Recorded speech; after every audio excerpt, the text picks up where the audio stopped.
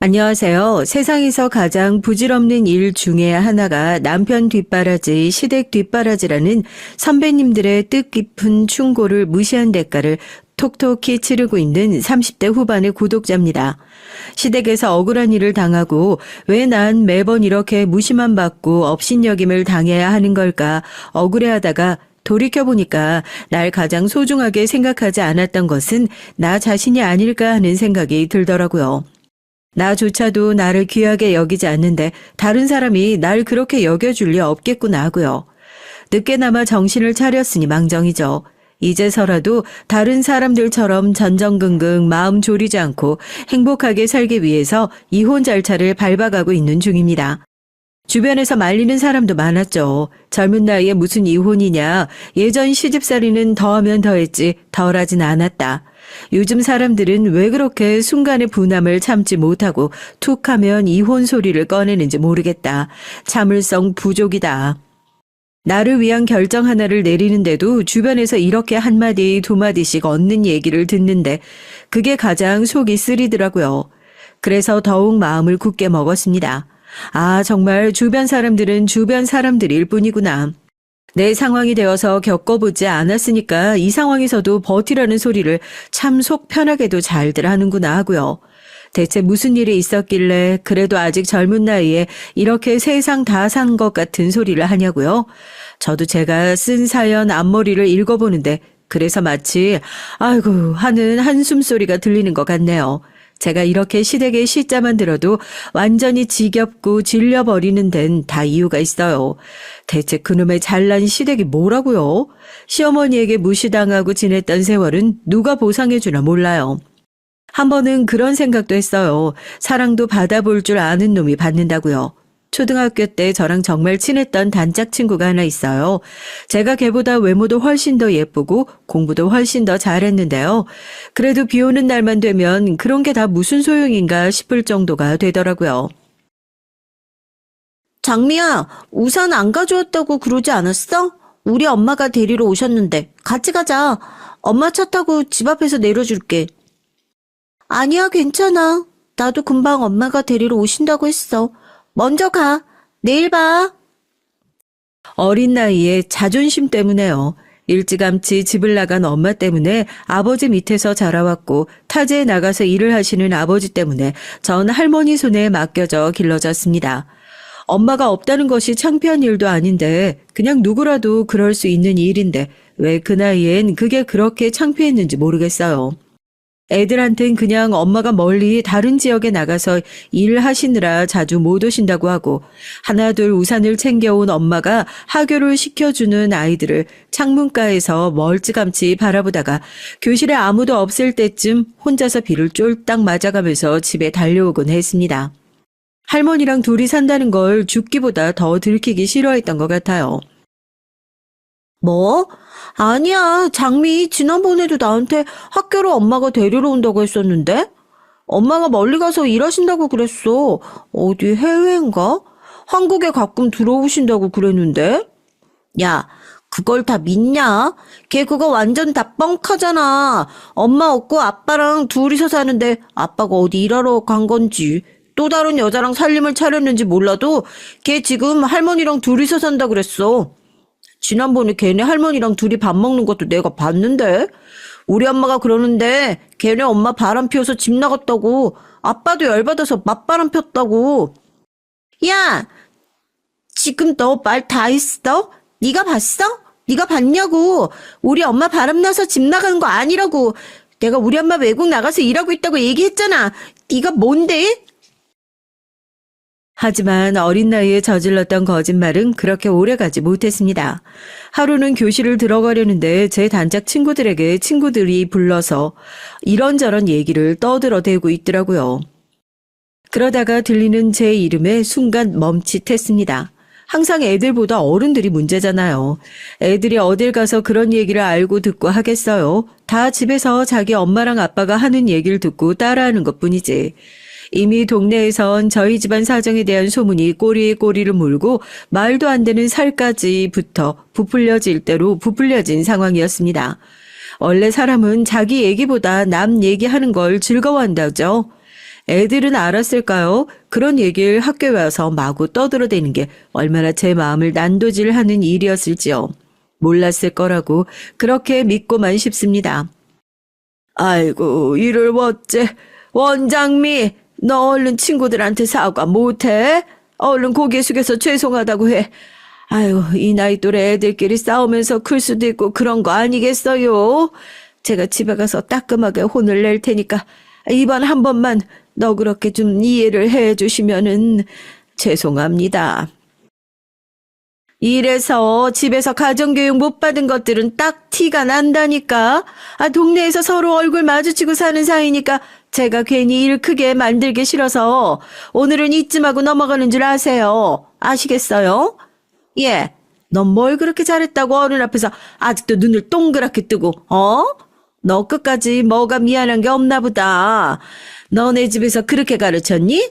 너 그렇게 배운 거야?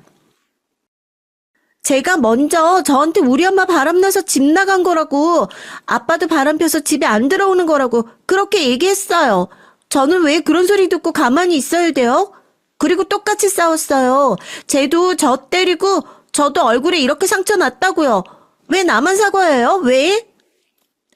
어머머머, 이 나이 어린애가 눈 똑바로 뜨고 얼굴에 도끼 가득한 거 봐봐봐. 아유, 얘 누가 들으면 우리 딸이 너한테 맞을 짓이라도 했다고 꼭 그렇게 들린다. 기가 막혀서 원 정말. 됐어. 이런 사람들이랑은 상종도 하는 게 아니야. 얼른 가자. 얼른 가. 이제 생각해보니까 그 아줌마도 자기가 쪽팔렸던 거겠죠. 집에서 했던 자기 언행이 그렇게 고스란히 자기 자식한테 옮겨갈 거라곤 생각도 안 했을 테니까요. 친구의 등을 떠밀면서 너 정말 그렇게 얘기한 거 맞냐고. 너는 왜 집에서 어른들 하는 얘기를 그냥 흘려들어야지 그걸 학교에 가서 얘기를 하고 있냐고. 자기 자식 단도리를 하더라고요. 애들은 몰라도 어른들은 알잖아요. 그 얘기가 얼마나 잘못되고 잘못한 건지요. 그러다 보니까 할머니도 참 밉더라고요. 왜 그런 자리에서 내 편 한 번을 안 들어주고 항상 남의 편만 들고 나도 맞았고 나도 억울한데 왜 맨날 이렇게 사과만 해야 하는 건지요. 그날 저녁에 밥상도 물리고 시위를 했네요. 장미야, 아유 이름도 예쁘고 얼굴도 예쁜 우리 장미. 할머니가 잘못했어, 응? 아유, 이 할머니는 괜히 너 학교에서 애들이랑 싸우고 하면 귀찮은 일 생길까 봐서 걱정돼서 그랬던 거지. 어디 할미가 너 미워가지고 그랬겠어? 당연히 할머니는 세상에서 하나밖에 없는 우리 손녀딸 장미 편을 하지. 이 할머니가 아니면 누가 우리 장미 편을 하겠어? 됐어. 이제 와서 편 들어주려는 척해도 이미 마음 상했다고. 할머니는 왜 맨날 그렇게 다른 사람들한테 사과만 하라 그래? 왜 내 얘기는 한 번도 안 들어줘? 나 이제 할머니랑 다시는 말 안 할 거야. 나 잘 거니까 이제 말 걸지 마. 정말 그냥 한 얘기였어요. 아버지도 멀리 떨어져 있고 의지할 곳이라고는 할머니밖에 없었거든요. 할머니랑 둘이 살고 있다는 사실을 그 누구한테도 알리기 싫어했었지만 또 할머니가 아니라면 내 곁에 아무것도 없다는 걸 너무나 잘 알고 있었기 때문에 겉으로는 티를 잘 못 냈어도 많이 사랑하고 의지했었습니다. 그냥 그 나이 또래 아이들이 할 수 있는 나도 마음이 상한 것을 보여줘야겠는데 어떻게 할 줄은 모르겠고 다시는 할머니랑 말 안 한다고 그랬었죠. 그런데 사람 말이 씨가 된다고요. 그 일이 있고 나서 얼마 지나지 않아 제가 했었던 말이 정말 돌이킬 수 없는 사실이 될 거라곤 상상도 하지 못했었습니다. 갑작스러운 사고로 할머니가 세상을 떠나게 되셨으니까요. 수술을 마치고도 의식이 제대로 돌아오지 않아서 병실에서 거의 한 달 가까이를 누워 계셨어요. 병실에 들어갔는데 할머니가 마치 하나도 안 아팠다는 듯이 꼿꼿하게 침대에 앉아 계시길래 전 할머니가 정말 다 나았다고만 생각했었죠. 제 눈도 똑바로 마주치고 좀 느리고 어눌하긴 했지만 말도 잘 하셨거든요. 할머니, 나 할머니 잘못되는 줄 알았어. 응? 할머니, 다시는 할머니랑 말 안 한다는 그런 얘기 안 할게. 할머니, 내가 이제부터 할머니 말도 잘 듣고 어디 갈 때 할머니 손도 꼭 붙잡고 다닐게. 그러니까 나 절대로 두고 가면 안 돼. 알겠지? 약속해, 할머니. 이름도 예쁘고 얼굴도 예쁜 내 하나밖에 없는 손녀 장미. 할머니 없어도 사람들한테 항상 친절하게 굴고 애들이랑 싸우지 말고 사이좋게 지내고 아빠 말씀 잘 듣고 그래야 된다. 알겠지? 할머니가 우리 장미를 참 많이 사랑해. 내 하나밖에 없는 손녀 장미. 눈물 범벅이 되어서 벌떡 잠에서 깨었을 때 이미 할머니는 세상을 떠나고 난 후였습니다. 할머니는 꿈에서라도 저에게 사랑한다는 얘기를 전해주고 싶으셨던 걸까요? 아니면 할머니에게 마지막으로 했던 얘기가 다시는 할머니와 말 안 한다고 그런 얘기였던 손녀딸이 내내 죄책감이라도 가지고 있을까봐 그 무거운 마음을 조금은 덜어주고 싶으셔서 찾아오셨던 걸까요? 그렇게 허무하게 할머니를 떠나보내게 됐습니다. 그 뒤로 제 성격도 달라졌죠. 모르겠어요. 할머니가 꿈에 나타나셔서 사람들에게 늘상 친절하게 굴고 싸우지 말고 아빠 말씀 잘 듣고 잘 지내야 한다고 그 말씀을 하고 가신 게 마음에 걸려서 그랬을까요? 그게 저랑 할머니랑 한 마지막 약속이라는 생각이 강하게 들더라고요. 마지막 약속이니까 그만큼 꼭 지켜야 하는 약속이요. 그래서 그 뒤론 정말 할머니 말씀대로 사람들한테 화 한 번을 내본 적이 없는 것 같아요. 울컥하고 뭔가 올라와서 사람들을 들이받고 싶다가도 꿈결에 들었던 할머니 목소리가 떠오르면 아유 그냥 말아버리자 하는 생각이 들더라고요. 그때부터 뭔가 꽁꽁 안으로 숨겨두고 참아 버릇하는 성격이 생긴 게 아닌가 저도 그런 생각이 들더라고요. 할머니가 돌아가셨으니까 당장 저를 돌봐줄 사람도 없고 그렇게 다시 아버지가 일하는 곳으로 거처를 옮겨서 지내게 됐습니다. 차라리 후련하기도 했어요. 여기엔 죄다 할머니를 기억하는 사람, 저랑 싸우고 지냈던 친구들밖에 없는 곳이었는데 비록 곁에 할머니가 없다는 것이 허전하고 힘들긴 했지만 그래도 새롭게 인생을 시작할 수 있는 것만 같은 느낌이 들었으니까요. 그렇게 고등학교에 올라가고 대학교에 올라갔을 땐 또 다른 시련이 찾아왔습니다. 장미야, 어쩌지?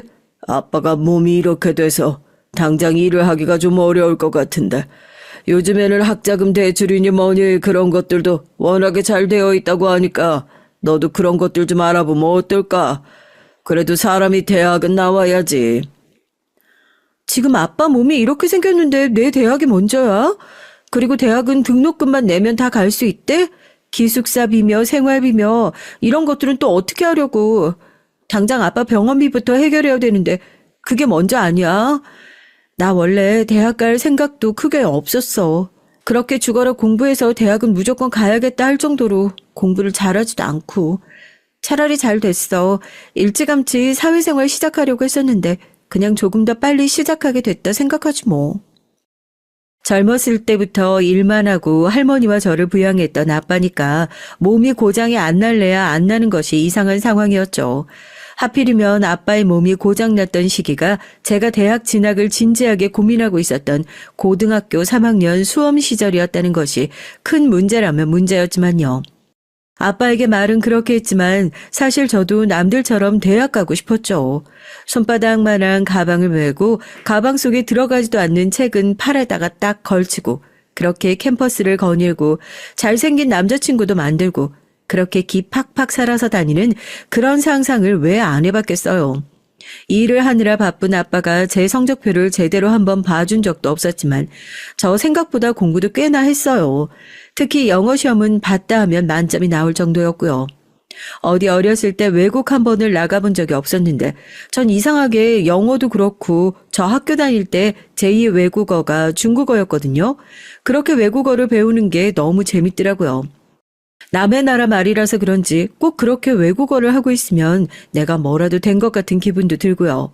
그래서 그냥 집에 와서 영어로 된 드라마나 영자 신문 같은 것들을 찾아봤던 것들이 도움이 됐는지 시험을 보면 다른 과목은 다 죽을 쓰더라도 영어 하나만큼은 1등이라 애들이 비법이 뭐냐고 막 물어보고 그랬어요. 아쉬움도 많이 남았지만 상황이 여의치 않은데 뭐 어쩌겠어요. 이런 상황에서 나도 사실대로 대학 가고 싶다, 영어 영문학과 알아보고 있었다, 이런 얘기 해봤자 아무것도 해줄 수 없는 아빠에게 더 큰 상처만 줄 뿐이라는 걸 알고 있었으니까 괜히 걱정 끼치고 싶지 않은 마음에 되려 괜찮은 척 하면서 씩씩하게 웃어 보였죠. 나 사실 공부엔 크게 관심이 없고 원래도 일찌감치 일 시작하려고 했으니까 걱정하지 말라고요. 아빠도 따로 말씀은 하지 않으셨지만 제가 아빠의 마음을 무겁게 해주지 않으려고 일부러 더 오버하는 것을 알아쓰셨을 테니 더욱 미안해 하셨고요. 그렇게 원장미 인생 2막이 시작됐습니다. 막상 고등학교 졸업을 하고 취업을 하려니까 또 공장 같은 데는 그렇게 들어가기 싫은 거 있죠. 직업을 비하하고 이런 건 아니지만 전 보기보다 사람을 만나고 얘기하는 걸 좋아하는 성격인데 하루 종일 똑같이 돌아가는 컨베이어 벨트 앞에서 서가지고 똑같은 일을 반복한다는 것이 생각만 해도 너무 힘들더라고요. 아르바이트로 잠깐 나가본 적이 있었는데 전 오히려 그렇게 생산직 일을 하시는 분들이 너무 대단하게 느껴져요. 어떻게 그렇게 단순 반복을 하면서도 생생하신지. 밥만 먹고 나면 졸려가지고 들어간 지 얼마 되지도 않아서 크고 작은 실수를 하니까 사회생활이라는 게 내가 생각한 것보다 만만한 것이 아니구나. 결국에 일주일치 일당만 받고 나서 공장은 금방 관뒀죠.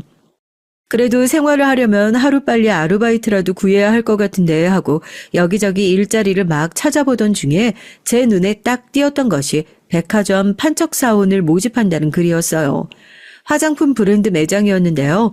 백화점에 관광객들이 많이 찾아오기 때문에 영어와 중국어를 잘하는 사람을 환영한다는 그 한 줄이 그게 딱 눈에 들어온 거죠. 학교에 앉아서 매일 공부를 하긴 했었지만 그래도 또 실제로 외국인을 상대하는 건 또 다른 일이잖아요. 그렇게 면접을 보러 갔는데 처음엔 고등학교만 졸업했다고 하니까 곱지 않은 시선으로 바라보고 있던 면접관들이 영어로 된 질문에 척척 답을 하는 저를 보고서 책상만 뚫어져라 보고 있다가 그제서야 고개를 드는 거예요. 결과는 합격이었죠. 아빠, 나 백화점에서 일하게 됐어. 너무 멋지지 않아? 여기서 일하면 유니폼도 주고 외국인들이랑 얘기도 많이 할 수 있대. 굳이 공부를 대학 가서 해야 할 필요가 있어. 여기 널린 게 외국인인데 여기 외국인들이랑 얘기하자면 어지간한 대학생보다 내가 공부도 훨씬 더 잘할걸? 그래, 장미 네가 좋다면 아빠도 좋은 거지. 오늘은 저녁에 맛있는 거라도 먹자. 그래도 긍정적으로 살다 보니까 안 될 일이 없다고 또 일이 생각보다 잘 풀렸던 것 같아요. 처음엔 그렇게 아르바이트로 화장품 매장에서 일을 시작하게 됐는데 매장 정직원을 채용한다는 말에 채용 시험도 보고 아르바이트 생활 3년 만에 정직원으로 전환이 됐죠. 누구한텐 굉장히 별것 아닌 직업처럼 보일 수 있겠지만 전 그 안에서 제가 꾸준히 나아가고 있다는 것 하나만으로도 엄청나게 뿌듯하고 기쁘더라고요. 백화점에서 일을 하면서 달라진 것은 제 마음가짐이나 외국어 실력만이 아니었습니다. 남편과의 만남 역시 백화점에서 시작됐으니까요. 그때까지만 해도 일과 사랑을 동시에 잡은 사람이라면서 주변에 그렇게 자랑을 하고 뿌듯해 했었는데 지금 만약 그때로 돌려보내준다고 하면 머리를 주먹으로 한 대 콱 쥐어받고 그러려고요. 다른 데 한눈 팔지 말고 일이나 똑바로 하라고요. 그땐 인연인 줄 알았던 돌아보니 악연이었던 남편은 백화점에 입점해 있는 다른 매장에서 일을 하는 직원이었습니다. 죄송해요. 여기 1층 화장품 매장에서 일하시는 직원분 맞으시죠? 전 직원 휴게실에서 사람이 아무도 없는 줄 알고 노크도 없이 들어왔네요. 제가 혼자 쉬시는데 방해한 거 아니죠? 저 여기 4층 땡땡 매장 직원이에요. 사장님이 저희 어머니시거든요. 직원 휴게실 문을 누가 노크도 없이 벌컥 열어젖히길래 누군가 했었더니 얼굴이 낯이 익더라고요. 4층 매장에서 어머니와 함께 가게를 운영하고 있다고 본인을 소개한 남편은 쉬러 왔다는 사실도 깜빡한 건지 저를 붙들어 놓고 신나서 자기 얘기를 막 늘어놓았습니다. 사실 제가 일하는 모습을 몇 년 전부터 봐왔다는 둥 전부터 성실해 보여서 안 그래도 얘기를 한번 해보고 싶었는데 이렇게 만난 것도 인연이라는 둥 눈에 뻔히 보이는 수작질을 어찌나 하던지요. 나이도 어려 보이는데 일찍부터 일을 시작했나 봐요. 몇 살이에요? 대학도 안 가고 바로 일 시작한 거예요? 너무 고생스럽겠다. 집이 많이 어렵고 그래요? 그냥 어쩌다 보니까 그렇게 됐어요. 제가 제 얘기하는 걸 별로 안 좋아해서요. 처음엔 친하지도 않은 사람이 왜 이렇게 자꾸 친한 척을 하나 불편하고 부담스럽기만 해서 피해 다녔는데 남편도 남편 나름대로 제가 마음에 들었던 건지 엄청나게 끈질기더라고요. 이제 안면도 있고 말도 한번 탔겠다. 뻑하면 저희 매장에 내려와선 같이 점심 먹으러 가자. 쉬는 시간인데 커피나 한잔 하러 가자. 귀찮게 구니까 같은 매장에서 일하는 직원들도 남편 얼굴만 보이면 또 왔다고 아는 척을 할 정도였어요. 10번 찍어 안 넘어가는 나무 없다고 처음엔 마냥 이상하고 귀찮은 사람인 줄만 알았는데 그렇게 계속 챙겨주고 다정한 모습을 너무 자주 봐서 그런지 사람이 또 정이 붙더라고요. 그렇게 저희 둘이 만나게 됐습니다. 장미 씨, 결혼까지 할 거야? 난 결혼은 조금 비추. 저기 어머니랑 둘이서 장사하잖아. 어머니가 백화점에서 요즘 유명 인사거든. 거기가 매출 별로 안 나와가지고 나가라 마라 말이 좀 많은가 봐. 그런데 그 어머니가 성격이 얼마나 독하고 매서운지 본사 직원이 오면 아주 탈탈 털리고 돌아가서 벌써 본사에서 관둔 사람이 둘이라고 하던데? 나 그렇게 빡센 시어머니 모시고 절대 못 산다, 못 살아. 원래 앞에 시자 붙으면 밖에서 좋았던 사람도 미운 법인데 그런 상전을 어떻게 모시고 살아. 그냥 하는 소리니까 너무 또 마음에 담지 말고. 그때 남편과 시어머니가 운영하는 매장 상황이 그렇게 좋지가 않았거든요. 백화점이란 곳이 의뢰 그렇지 않겠어요. 백화점을 운영하면서 매상 하나만을 가지고 칼같이 잘라내버리는 곳이니까 당연히 본사의 입장에선 실적이 잘 안 나오는 매장을 하루라도 빨리 정리하고 싶었겠죠. 그런데 그 과정에서 아무래도 시끄러운 대치가 좀 있었던 모양이에요. 같이 일하던 동료 한 명이 저와 남편이 사귀고 있다는 소식을 듣자마자 결혼은 좀 신중하게 생각해보라면서 그런 시어머니 모시고 사는 게 보통 쉬운 일이 아닐 거다. 경고 아닌 경고를 해주기도 했죠. 참 그때는 왜 그게 그냥 미운 소리로만 들렸을까요? 사실 몇 년간 같이 옆에서 일을 해오신 분이 제가 걱정된 마음에 좋은 의도로 얘기를 해준 게 분명할 텐데 사랑에 아주 눈깔이 돌았던 거죠. 그때가 제일 위험한 때라고 그때 결혼 생각을 하면 안 된다고 주변 친구들도 그렇게 도시락 싸들고 다니면서 뜯어 말렸는데 남들이 말리는 건 더 하고 싶은가 봐요. 요즘 매장 빼내 마내 하면서 좀 시끄러운가 봐. 직원들이 한마디씩 하더라고. 당연하지. 그렇게 본사에서 갑자기 나서가지고 빼라고 하는데 화 안 날 사람이 그러면 어디 있겠어. 엄마가 화내시길래 나도 잘했다고 했어. 우리 생계가 걸린 일인데 당연히 그렇게 들이받아서라도 싸워야지. 사람들이 뭐라고 하는 얘기 신경 쓰는 거 아니지? 아니야. 당신 말이 맞지 뭐. 입장 바꿔서 자기들이 그런 상황이 되어 있으면 그럼 손 놓고 당하고만 있을까? 난 괜히 어머님이 오해 받으실까 봐 혹시나 해서 물어봤던 거지. 또 남편 말도 일리가 있잖아요. 당장 가족의 생계가 달린 일인데 그렇게 불같이 화를 내지 않으면 그러면 당장 길바닥에 나앉아서 손가락 빨며 있어도 그러려니 해야 하는 거예요. 또 그건 아니잖아요. 여기까진 다 좋다 이거예요. 그럴 수도 있다. 나라도 그랬을 거다 하고 그냥 넘어갈 수 있는 일이요. 그런데 막상 제가 시어머니를 직접 겪어보니까 사람들이 말했던 그 쎄한 포인트들이 뭔지 너무 잘 보이더라고요. 이것도 이제 와서 잘 보인다고 하는 거지. 그때는 그냥 원래 성격이 좀 저렇게 독특하신 분인가 했어요. 나이가 어리고 그 전까지 제대로 된 사람을 한 번도 못 만나봐서 비교할 만한 대상이 없어 더 그랬던 것 같기도 하고요. 어머, 얘기 많이 들었어요. 우리 아들이랑 만나고 있다면서? 저기 1층 매장에서 일하고 있다고. 오며 가며 나도 얼굴 본 것 같은데 아이고 이렇게 예쁜 아가씨를 못 알아볼 리가 없지. 마침 잘 됐다. 오늘 우리 신상 들어와서 일손이 좀 부족했는데 몇 시에 끝나요? 네? 저 오늘 근무가 7시까지기는 한데. 어려운 일도 아니니까 시집오고 하면 내 집 식구 될 사람인데 미리 일 좀 도와준다고 생각하면 좋은 게 좋은 거 아니겠어? 여기서 한 30분만 가면 우리 물류 창고가 있는데 거기 가서 옷만 차에다 좀 실어 놓으면 될 것 같은데. 아니 저녁에 바쁜 일이라도 있어? 저희 다 매장에서 장사하는 사람들이잖아요. 말이 얼마나 청산유순지. 거기서 제가 끝나고 바쁜 일이 있어서 안 될 것 같다. 딱 잘라서 거절을 해야 되는데 그때는 결혼할 사이라는 그 얘기가 뭔가 탁 꽂혀가지고는 아 그래 내가 이 집에 시집을 오게 될 수도 있는데 잘 보이는 것도 어느 정도는 좀 필요하겠구나 그런 생각이 들더라고요. 이거 사연을 보면서 많이 혼나겠다 싶었지만 그래도 저 같은 사람이 또 생기면 안 되잖아요. 혹시라도 미혼인 여성분이나 미혼의 자녀분을 두신 분들이 있으시다면 시집 가기 전에 절대 종노릇 자처하는 것이 아니라고 유경험자로서 신신당부해드리고 싶네요. 전 시어머니의 화려한 언변에 얼렁뚱땅 넘어가지고는 그렇게 시집 가기 전부터 은근슬쩍 제 일이 다 끝나고 저도 피곤해 죽겠는데 그 당시엔 예비 시댁이었죠. 그 일을 돕는다고 고생했던 거 생각하면 아직도 억울해서 땅을 쳐요. 당신이 이러고 있으니까 진짜 세대 같다.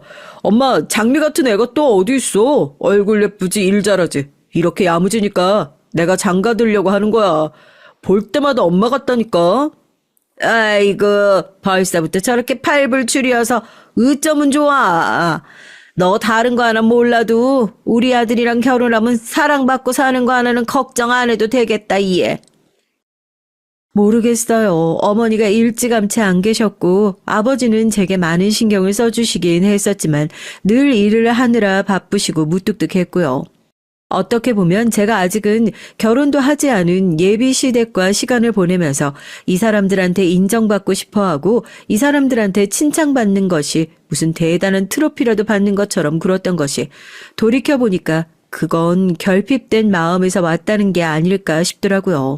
시어머니 입장에서 보면 얼마나 가성비 좋은 종이에요. 아직 결혼도 안 했는데 칭찬 한마디 해주고 밥이나 한 끼 사 먹이면 좋다고 감사하다고 그랬으니까요. 그냥 나도 이렇게 누군가한테 필요하고 인정받을 수 있는 존재구나라는 사실이 마냥 기쁘기만 했었죠. 그런데 저도 이 관계가 어딘가 잘못돼도 크게 잘못됐었구나 하는 것을 얼마 지나지 않아 깨닫게 됐습니다. 그때는 남편과 한참 결혼 준비를 하고 있을 때였거든요. 양가 어른들을 찾아뵙고 정식으로 인사도 드리고 예식장도 다 잡아놓은 상태였고요. 청첩장 샘플을 받아서 이걸 할까 저걸 할까 골라보면서 마냥 행복해하던 그런 때였습니다. 우리 아무래도 이번 달까지만 하고 가게를 좀 정리해야 할 것 같아. 다른 곳에 임대 놓을 때 알아보려고. 그래도 백화점이 수입이 안정적이어서 어떻게든 버텨보려고 했는데 이번엔 좀 어렵게 됐거든. 미안. 결혼 준비하는데 이렇게 안 좋은 얘기나 꺼내가지고. 그게 무슨 소리야? 이제 한 달 있으면 정식으로 식 올리고 가족 될 사이인데 당연히 나도 당신 힘든 것 정도는 알고 있어야지. 그래도 그동안 해온 게 있으니까 목 좋은 가게 자리만 알아보면 금방 괜찮아질 거야. 너무 걱정하지 말고 우선은 결혼 준비만 잘하고 있자. 요즘 목 좋은 자리에 가게세가 워낙 비싸야지.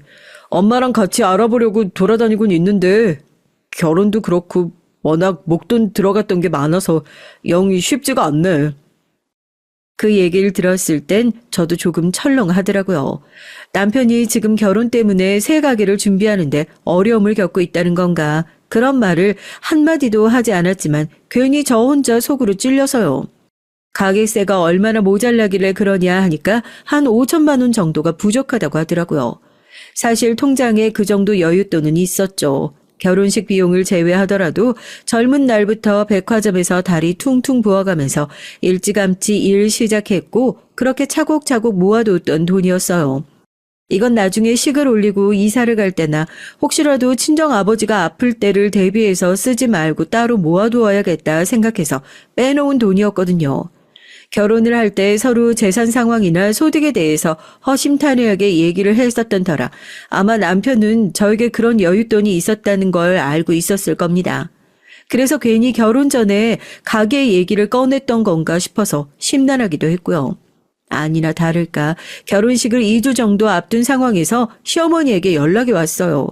일은 일대로 하고 일 끝나면 청첩장 모임을 하루에 많게는 2탕씩 뛰고 있는 상황이라 바쁘고 정신이 없었는데 주말엔 약속 잡지 말고 본인이랑 같이 어디 좀 가자고 하시더라고요. 너도 이제 우리 식구 될 사람 아니니? 이런 거 같이 보러 다니고 그래야지. 다른 사람들 보니까 집에 어려운 게 있으면 며느리가 더 먼저 열심히 알아보고 찾아보고 하던데. 남편도 빼고 둘이서 꼭 따로 보고 점심이나 함께 같이 하자고 하시기에 가벼운 마음으로 나갔더니 시어머니께서 제 팔짱을 쓱 끼시고 향한 곳은 다름 아닌 부동산이었습니다. 결혼을 2주 앞둔 새 신부를 데리고 드레스 투어도 아니고 그렇게 시어머니와 함께 부동산 투어를 하기 시작했어요. 제가 본다고 뭘 알겠어요?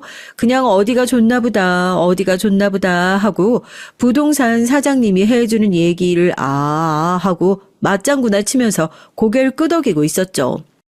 아, 왜 그때 얘기했던 매물 있잖아. 그거 우리 며느리 한번 보여주고 싶어서. 내가 딱 좋은 자리에 물건이 나왔다고 해서 가봤더니 아유, 이게 보자마자 우리 가게구나 싶더라고. 그래서 다른 사람도 아니고 너한테는 꼭 먼저 보여줘야겠다 싶어서 이렇게 주말에 불렀지. 그렇게 가게 자리에 도착하신 시어머니는 여기가 입지가 얼마나 괜찮고 손님이 얼마나 바글바글 모여있는 자리고 여기서 가게 문만 열었다면 대박이 나서 돈 세러 사장들이 가게 비우고 나갔다 이런 얘기를 한동안 하시더라고요. 저렇게 좋으신가 했죠. 당장이라도 계약을 할 기세였던 시어머니는 부동산 사장님한테 커피 잘 얻어먹었다고 하고 다시 제 팔짱을 쏙 끼고 차에 타버리시는 게 아니겠어요. 방금까지 자랑한 모습만 보면 누가 부동산 사장이고 손님인지 구분이 안 될 정도로 신이 나셨던 어머님이었기에 좀 의아한 반응이었죠. 그런데 그 뒤에 이어지는 얘기, 이게 본 목적이었구나. 이래서 나랑 오자고 하셨구나 한 거예요. 저 가게가 나 혼자 일을 하는 것도 아니고 어떻게 보면 네 서방이 일해줄 자리 너가 직접 봤으면 싶어서 불렀다. 저만한 좋은 자리가 저렇게 좋은 가격에 나오기 쉽지가 않다고 그러는데 마음 같아서야 당장이라도 계약을 하고 싶지. 너 들어보니까 어렸을 때부터 일 시작해서 모아둔 돈 좀 있다면서? 식구 좋은 게 뭐니? 아유, 우리 백화점 들어갈 때 대출 하도 많이 받아놔서 더 나온 것도 없어. 당장 굴릴 수 있는 현금도 하나도 없고. 그러지 말고 네 돈 5천만 원으로 대출 하나 밀어버리자. 아유, 그 빚 갚고 남은 가게 여는 돈도 얼추 나올 것 같은데. 어머님, 아직 결혼도 안 했는데 어떻게 그래요? 제가 어머님을 못 믿어서가 아니라 저도 그 돈은 어머님이 말씀하신 것처럼 젊을 때 죽자사자 일해서 열심히 모아둔 돈이에요. 나중에 어디서 어떻게 큰 돈 들어가게 될 줄도 모르니까 가게 차리는데 비용 보태는 것도 아니고 빚 갚는 데 들어가는 돈이라면 더더욱 못 드릴 것 같아요. 죄송해요.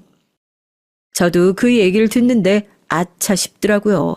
차라리 허심탄회하게 내가 가게 차리려고 하는데 돈이 부족하니까 나중에 명의를 네 앞으로 돌려주니 어쩌니 이런 얘기라도 하셨으면 제가 그 5천만 원 왜 속 시원하게 내놨지 못 내놨겠어요. 그런데 다짜고짜 대출이 안 나오니까 빚 갚는데 그 5천만 원을 보태라고 하시니 제가 얼마나 황당해요.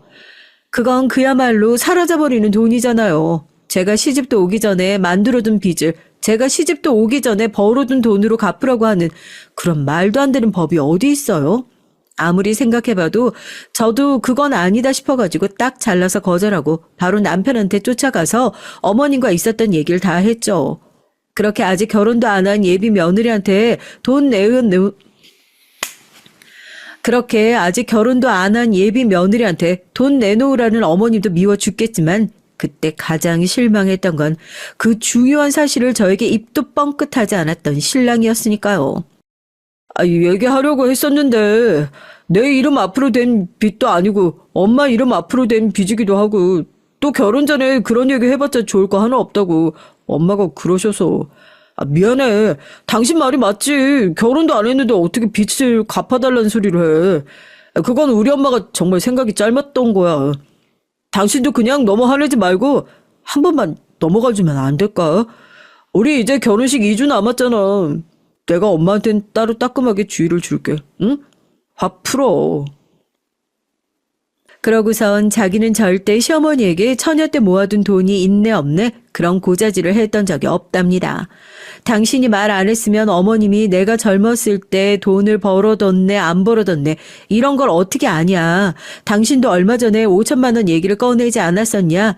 둘이 지금 짜고 나 속이는 거 아니냐 불같이 화를 내니까 자긴 곧 죽어도 아니라고 백화점에 같이 일했으니까 직원들에게 전해 듣고 하시는 말씀 아니겠냐며 발뺌을 하더라고요.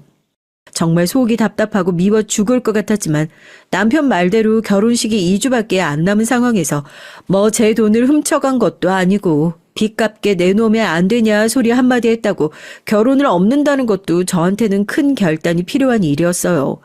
그리고 전 결국 그 결단을 단호히 내리지 못하고 식장에 들어섰고요. 마음이 영 찝찝하긴 했었지만 남편 말을 한번 믿어보기로 한 거죠. 다시는 그런 소리 안 하게끔 어머님 입단속을 확실하게 시켜두겠다. 식장 들어가기 전까지 저한테 그리 신신당부를 했었으니까요. 신혼여행 다녀와서까진 어머님도 한동안 잠잠하셨어요. 제가 이것저것 선물을 사들고 돌아왔는데도 뭘 그런 걸 다 사왔냐, 거기 놔둬라 하고 열어보지도 않으시는 걸 보니까 아무래도 그때 일로 남편과 작은 투닥거림이 있고 아직까지 마음이 많이 상해 계신가 보다 그렇게만 생각했었죠. 엄마는 그때 그 난리를 쳤는데도 그래? 진짜 아들 어떻게 되는 걸 보고 싶은 거야? 하여튼 내가 어떻게든지 말 꺼내볼 테니까 엄만 입도 뻥끗하지 마. 알겠어? 지금 몇 시인데 누구랑 통화하는 거야? 어머님? 왜? 무슨 일 있어? 하지만 언제까지 숨길 수만은 없는 노릇이었을 겁니다. 남편도 어머님도요. 주말 아침에 남편이 누군가와 큰 소리로 다투듯이 통화하는 걸 들으면서 잠에서 깼죠. 처음엔 저게 무슨 소린가 알지 못해가지고 남편한테 어머님이랑 무슨 문제라도 있는 거냐, 왜 주말 아침 전화로 싸우고 있냐 얘기를 했죠. 우리 요즘 가게 계속 쉬고 있잖아. 엄마도 나도 예민해져서 그래. 당신은 신경 쓸 거 없어. 매장 여는 거 말이야? 사정이 많이 어려운 거야? 자꾸 목 좋은 자리만 고집하시는 것 같아서 그냥 사정 맞춰서 여유 되는 대로 좀 들어가면 어떨까 해가지고 굳이 지금 무리해서 꼭 그 자리에 들어가야만 하는 이유도 없는 거잖아. 신혼 초에 깨가 쏟아져도 모자랄 판국이었는데 매장 문을 내내 닫고 있었던 어머니뿐만 아니라 남편 역시 예민해질 대로 예민해진 상황이었어요. 제가 매장에 몇 자만 꺼내도 그냥 한숨을 쉬면서 그 얘긴 다음번에 하는 게 좋겠다고 짜증 섞인 목소리로 나가버리기 일쑤였으니까요. 정 그냥 두 사람이 너무 이해가 안 되더라고요. 굳이 그렇게 그 자리를 고집하는 이유가요. 사람이 늘 하고 싶은 거 가고 싶은 거 다 가고 싶고 살 수 없는 것처럼 어머님과 남편도 그냥 집 사정에 맞춘 매장으로 들어가면 안 되는 건가 싶었거든요. 그 통화가 저를 두고 하는 얘기라는 것도 알지 못했고요. 어머님이 남편이 저를 어떻게 생각하고 있는지도 전혀 모르고 있었습니다. 사람이 돈 때문에 이렇게 치졸해질 수가 있구나 싶은 일이 생겼거든요. 이게 제가 이혼을 결심하게 된 결정적인 사건이기도 했고요. 제가 그렇게 시집을 오고 나서 얼마 지나지 않아서 제 생일이었습니다. 시집 오고 처음 어머님 생신 맞이했을 때 새벽같이 일어나서 정말 근사하게 준비를 해드렸거든요. 뭐 사람이 준 만큼 받으려는 심리가 아예 없다고 하면 그것도 거짓말 아니겠어요? 적어도 그렇게 생신을 챙겨드릴 때 그래 네 생일은 언제니 하고 물어보시고 달력에 표시까지 해두시길래 다 같이 모여서 맛있는 밥이라도 먹겠거니 기대를 하고 있었죠. 아니나 다를까 제 생일에 맞춰서 어머님이 저희 집에 오신다고 하시더라고요. 밖에 나가서 먹어도 괜찮은데 제가 근처에 괜찮은 식당이라도 알아볼까요? 뭐하러 그렇게 밖에 나가서 돈을 써. 지금 남편이 한 푼도 못 벌고 있는데 해야 할 얘기도 있고 내가 저녁에 집으로 가마. 얼굴 팔리는 것이 싫어서 아르바이트도 하기 싫다는 남편이 어디 제 탓인가요? 어딘가 잔뜩 날이 서 있는 것 같은 말투에 제 생일인데도 영 마음이 불편했죠. 집으로 오신다고 하니까 음식은 또 다 제 몫이었고요. 어머님이 집에 오셔서 제 생일상 차려주실 위인은 아니시잖아요. 급하게 미역국도 하나 끓이고 배달도 몇 개 시켜가지고 저녁상을 차리니까 남편이 어머님을 모시고 들어오더라고요. 저도 모르게 손을 힐끗 봤던 것 같아요. 아무리 그래도 생일인데 그 흔한 케이크나 꽃다발 하나 없이 덜렁 들어오는 것이 솔직히 너무 서운하더라고요. 어머님은 그렇다 쳐도 남편은 그러면 안 되는 거 아닌가요? 저도 마음이 서운해져 있었고 어머님과 남편도 표정이 영 안 좋고 그렇게 무거운 분위기에서 밥을 먹는 둥 마는 둥 하면서 식사가 얼렁뚱땅 끝났습니다.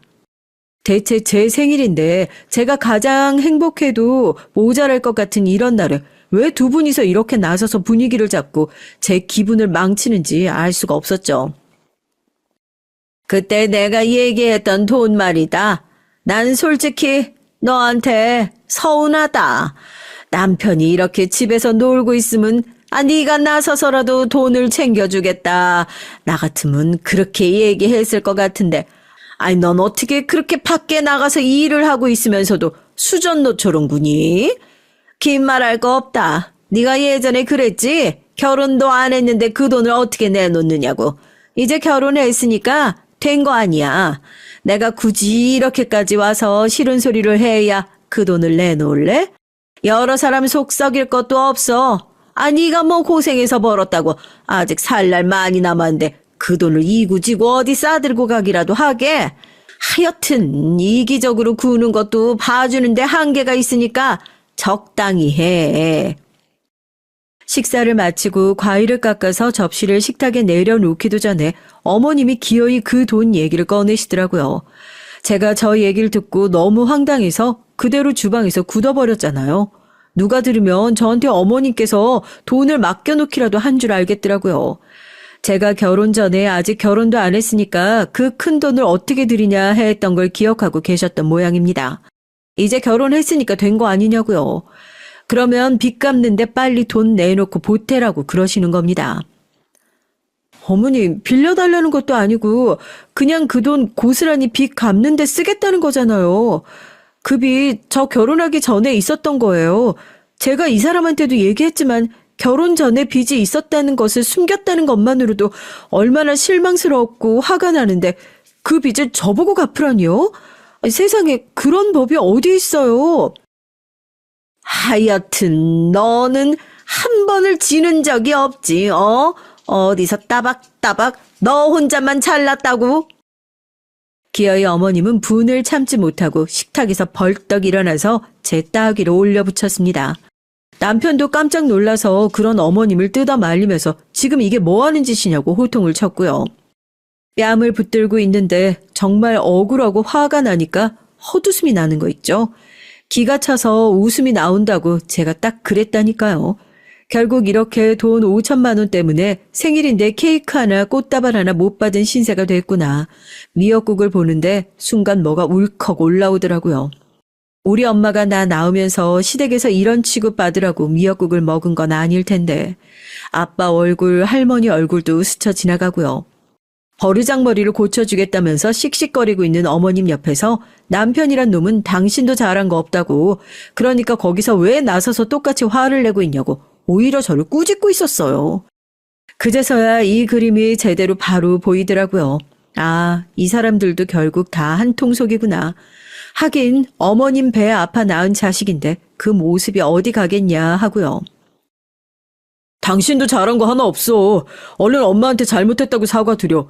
이럴 일도 아니었는데 괜히 거기서 대들어가지고 상황 더 크게 만들고 있어. 그리고 어머님 말씀 솔직히 말해서 나도 다 틀린 거라고는 생각 안 해. 내가 집에서 쉬고 있으면서 얼마나 힘들어하는지 뻔히 알면서 그 돈 주는 게 그렇게 아까워서 뻔히 돈 있는 거 아는데 그러고 있는 거, 그거 진짜 안 좋아 보여. 당신도 그건 좀 말아야 돼. 남편이 그 얘기를 하는 걸 듣고 제가 막 미친 사람처럼 배꼽을 잡고 웃었다니까요.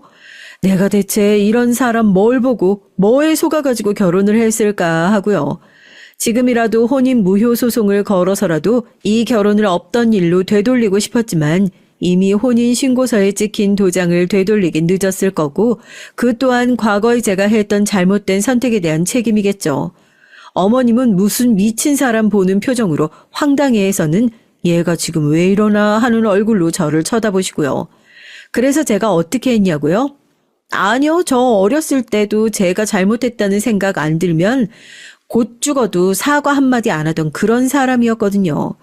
어렸을 때 그 당당함은 온데간데 없이 이렇게 시댁 식구들 앞에서 주눅 들어있는 모습이 제가 생각해도 영 저답지 않은 것 같더라고요. 시어머니한테 똑같이 해줄까 하다가 자기 자식 일도 못하고 집구석에 앉아있는 거 보고 매일 출근하는 며느리를 안쓰러워하기는커녕 시샘하고 질투하는 그런 치졸한 인간인 걸 누구보다 잘 아니까 자기 얼굴에 상처나는 것보다 아들 얼굴에 상처 안 주려면 마음에 멍이 들겠구나 싶더라고요. 그래서 냅다 일어나서 남편 따귀를 시원하게 갈겨줬습니다. 저한테 얻어맞은 남편은 지금 이게 무슨 일이냐고 어안이 벙벙하고 시어머니는 지금 내 아들한테 뭐하는 짓이냐고 비명을 질렀죠. 두 사람이 제 마음을 갈기갈기 찢어놓은 건 생각도 안 하고 당장 얻어맞은 뺨만 아프고 자기 자식 다친 마음만 아프고 하다고 저한테 아우성을 치는 것이 얼마나 기가 막히던지요. 왜요? 그쪽 자식 얻어맞으니까 속상해요? 우리 부모님도 나 이 집에서 이런 취급 당하면서 얻어맞는 꼴 보면 얼마나 속상한지 감도 안 와요. 당신, 뭐? 그 돈 주는 게 그렇게 아까워서 뻔히 돈 있는 거 아는데도 그러고 있다고? 그 돈 주는 게 아까운 게 아니라 이 정도 수준밖에 안 되는 인간들이니까 내가 개고생하면서 번 돈 한 푼도 주기 싫다는 거야. 빚진 건 일해서 갚으라는 얘기도 못 들어봤어? 어디 거지들이 며느리한테 빌 붙어가지고 자기들이 진 빚 떠넘기려고? 뭐하고 멀뚱멀뚱 서 있어. 짐 싸서 안 나가고. 여기 내 집이잖아. 당신 나랑 이혼이라고. 앞으로 사는 동안 얼굴 볼 일 없을 거니까 억울하고 하고 싶은 얘기 있으면 지금 다 해. 알겠어? 오냐 오냐 하고 잘해주면 고마운 줄 알아야지. 염치가 없어도 이렇게 없어? 뭐, 이혼? 그게 무슨 소리야? 아니, 세상에 이런 일로 이혼하는 사람이 어디 있다고 그래? 당신 지금 너무 흥분해서 그래. 엄마, 아니, 왜 그래? 지금 내가 맞은 게 중요해? 엄마 때문에 멀쩡한 아들 지금 이혼하게 생겼잖아. 어떻게든 먼저 말려야 할 거 아니야. 그래, 이혼해라, 이혼해. 구두쇠 같은 미친 며느리 나도 더 이상 안 보고 싶으니까 당장 갈라서. 그리고 나갈 거면 네가 나가야지. 어디 우리 귀한 아들 보고 나가라 말아야. 그 귀한 아들이랑 당신이 밟고 있는 집이 내 집이니까요.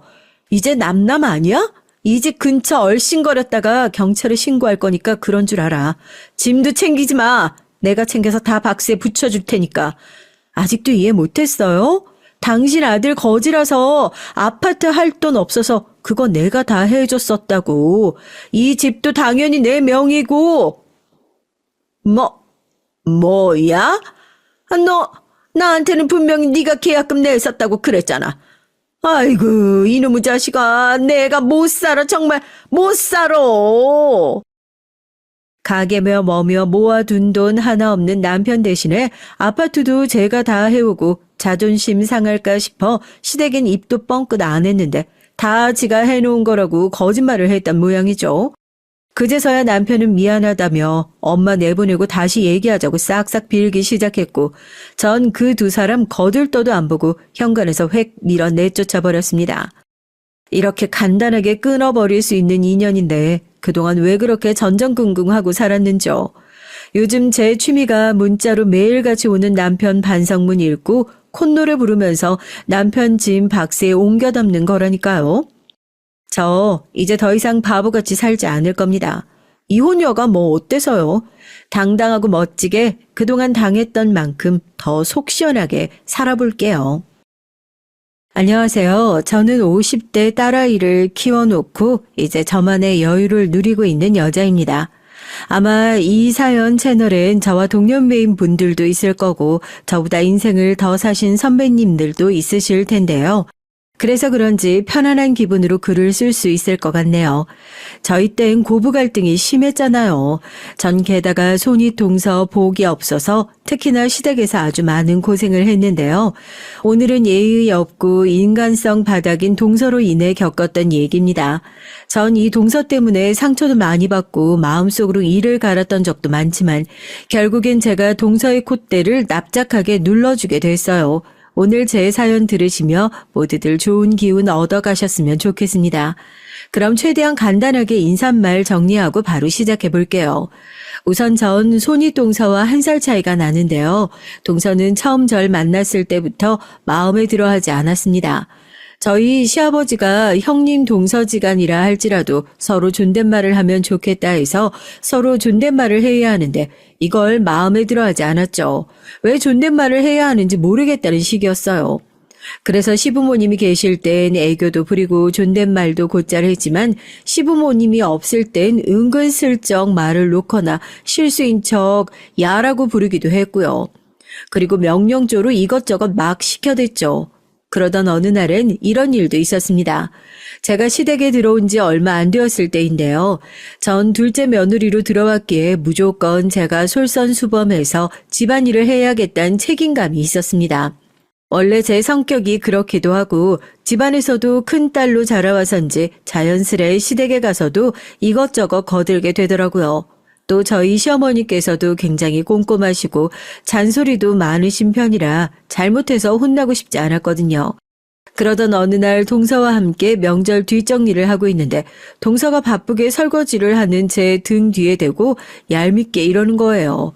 이때 전 동서에 대한 생각을 완전히 달리하게 됐죠. 이봐, 오늘 전이 너무 맛없게 구워졌더라고. 다시 해야겠어. 아, 맞다. 그리고 그 전 다시 하면서 쌀물도 한번 살펴봐주고 어머님이 저번에 동서가 지은 밥이 너무 푸석푸석하다고 맛없다 하셨거든? 형님, 그거 형님이 지었던 밥 아닌가요? 설마 어머님한테 제가 했다고 했어요? 어머나, 동서도? 아, 내가 언제 밥을 했나? 밥 담당은 항상 동서셨잖아. 괜히 안 좋은 소리 들으니까 나한테 떠넘기시는 거야? 어머, 사람이 왜 그런담? 동서가 손 앓을 사람이면 그러면 안 되는 거예요. 아니, 그게 무슨 소리예요, 대체? 제가 뭘 떠넘겨요. 형님이 밥 담당이었잖아요. 늘 형님이 밥을 했고, 바쁠 때만 제가 도왔죠. 아니, 사실상 형님은 밥 외엔 하는 게 없으니까 시간이 팽팽 남아 돌았지만, 아무튼 어머님에게 굳이 거짓말까지 했다니 기분이 저도 안 좋네요. 동서는 시어머니에게 혼나자 바로 제가 밥을 지은 거라고 거짓말을 했다더군요. 거기다 그걸 굳이 저에게 전하는 뻔뻔한 면모까지 보였고요. 제가 버럭 화를 내자 동서는 제 말에 발작 버튼이 눌려선 자기가 언제 한 게 없냐면서 난리가 났습니다. 그러면서 아주버니까지 불러다가 제가 이런 식으로 말을 해서 너무 기분이 나쁘단 식으로 이르기 시작하더라고요. 아주버님은 동서와 달리 점잖으신 편이라 여자들끼리 일엔 끼어들이기 싫어하셨지만 동서가 하도 우는 소리를 해대니까 곤란해하시는 것 같았습니다. 그리고 이 갈등은 곧 저희 시부모님 귀에까지 들어가서 저와 동서가 무릎을 꿇고 혼이 나는 상황까지 가게 됐죠. 손윗동서 한 사람으로 인해 집안 분위기가 말이 아니게 된 건 그렇다 쳐도 왜 저까지 혼이 나야 하는지 저도 사람인지라 억울하고 분한 마음이 일더라고요. 사실 시어머니는 손윗동서를 편애하셨습니다. 동서는 좋은 집안에서 자라 친정에 돈이 많았던 데다가 번듯한 대학까지 나왔거든요. 그래서 그런지 동서와 시어머니의 사이는 항상 좋았어요. 동서는 명절날 꼭 시어머니 마음에 들 선물을 한 보따리 가지고 왔고 시어머니는 그런 동서를 기특해 했고요. 동서는 시어머니의 취향을 기가 막히게 꿰뚫고 있었거든요. 어머님, 요즘에 새로 나온 건강식품이라는데 한번 드셔보세요. 어머님 이거 약국에서 찾으셨죠? 제가 저희 집 주변 약국 뒤져서 사온 거예요. 아이고, 아가, 추운데 뭐하러 그렇게까지 했어. 아이고, 이쁜 것. 너는 정말 이쁜 집만 골라 한다니까. 네 동서랑은 달라도 참 다르구나. 쟤는 내가 뭐 필요하다고 해도 들은 척도 안 하는데 말이야. 이 대화에서도 알 수 있듯이 동서는 시어머니의 건강 염려증을 꿰뚫어보고는 온갖 건강식품들을 갖다 바쳤고 저희는 동서네에 비해 형편이 좋지 않았던 터라 그럴 수가 없었어요. 근데도 시어머니는 동서네만이 자기를 신경 써준다는 식으로 얘기를 하더라고요. 그게 정말 섭섭했습니다. 저 역시도 명절날 가장 먼저 가서 어머니를 돕고 아프시면 꼭 안부를 챙겨드리는 등 시댁에 최선을 다하고 있는 건데 막상 시어머니는 그 정성을 몰라줬거든요. 역시나 시어머니는 이번에도 동서편을 드셨습니다. 어머님, 저 정말 동서 때문에 너무 힘들어요. 전 동서에게 잘 보이려고 늘 노력하는데 동서는 제가 믿고 싫은가 봐요. 세상에 오늘 계속해서 저를 시켜서 이거 해라 저거 해라 부르는 것도 모자라서 제가 어머님께 거짓말했다고 그러는 거 봐요. 저 정말 속상해요. 정말 아무리 시아버지가 동서를 좋아한다고 해도 그렇지 이건 경우가 아니죠. 그러자 시어머니는 붉어진 눈동자로 절 노려보시더니 효자손으로 바닥을 소리나게 치시더라고요. 손 아래 사람이 돼서 네 형님을 그렇게 몰아가야겠어? 너는 근본이 안 되어 있다. 내가 다른 건 몰라도 근본 없는 며느린 싫다 했지. 네가 네 손이 똥살 시기하고 음해하려고 하는데 내가 어떻게 널 좋아할 수 있겠냐? 그게 대체 이 집안의 둘째 며느리로서 할 짓이야? 어머님, 저 정말로 억울해요. 제가 밥 짓는 일을 하지도 않았는데 했다고 거짓말을 한 건 형님이었잖아요. 이뿐만이에요? 형님은 어머니 없을 때 저한테 온갖 굳은 일 다 시키면서 다 자기가 한 척한다고요. 제가 분란 일으키기 싫어서 그동안 말을 안 하고 꾹꾹 참아왔던 것 뿐이에요. 이제야 말하는 거라고요. 하지만 시어머니는 이 집안에 기강이 안 잡혀 있는 게 바로 저 때문이라며 제 행실을 문제 삼으셨습니다. 그날 몇 시간이나 무릎을 꿇려 별소리를 다 듣고 나니 너무 속이 상하더라고요. 그러면서도 한편으론 이런 생각이 들었습니다. 시어머니에게 더 해명해봤자 뭐하나 하는 생각이요.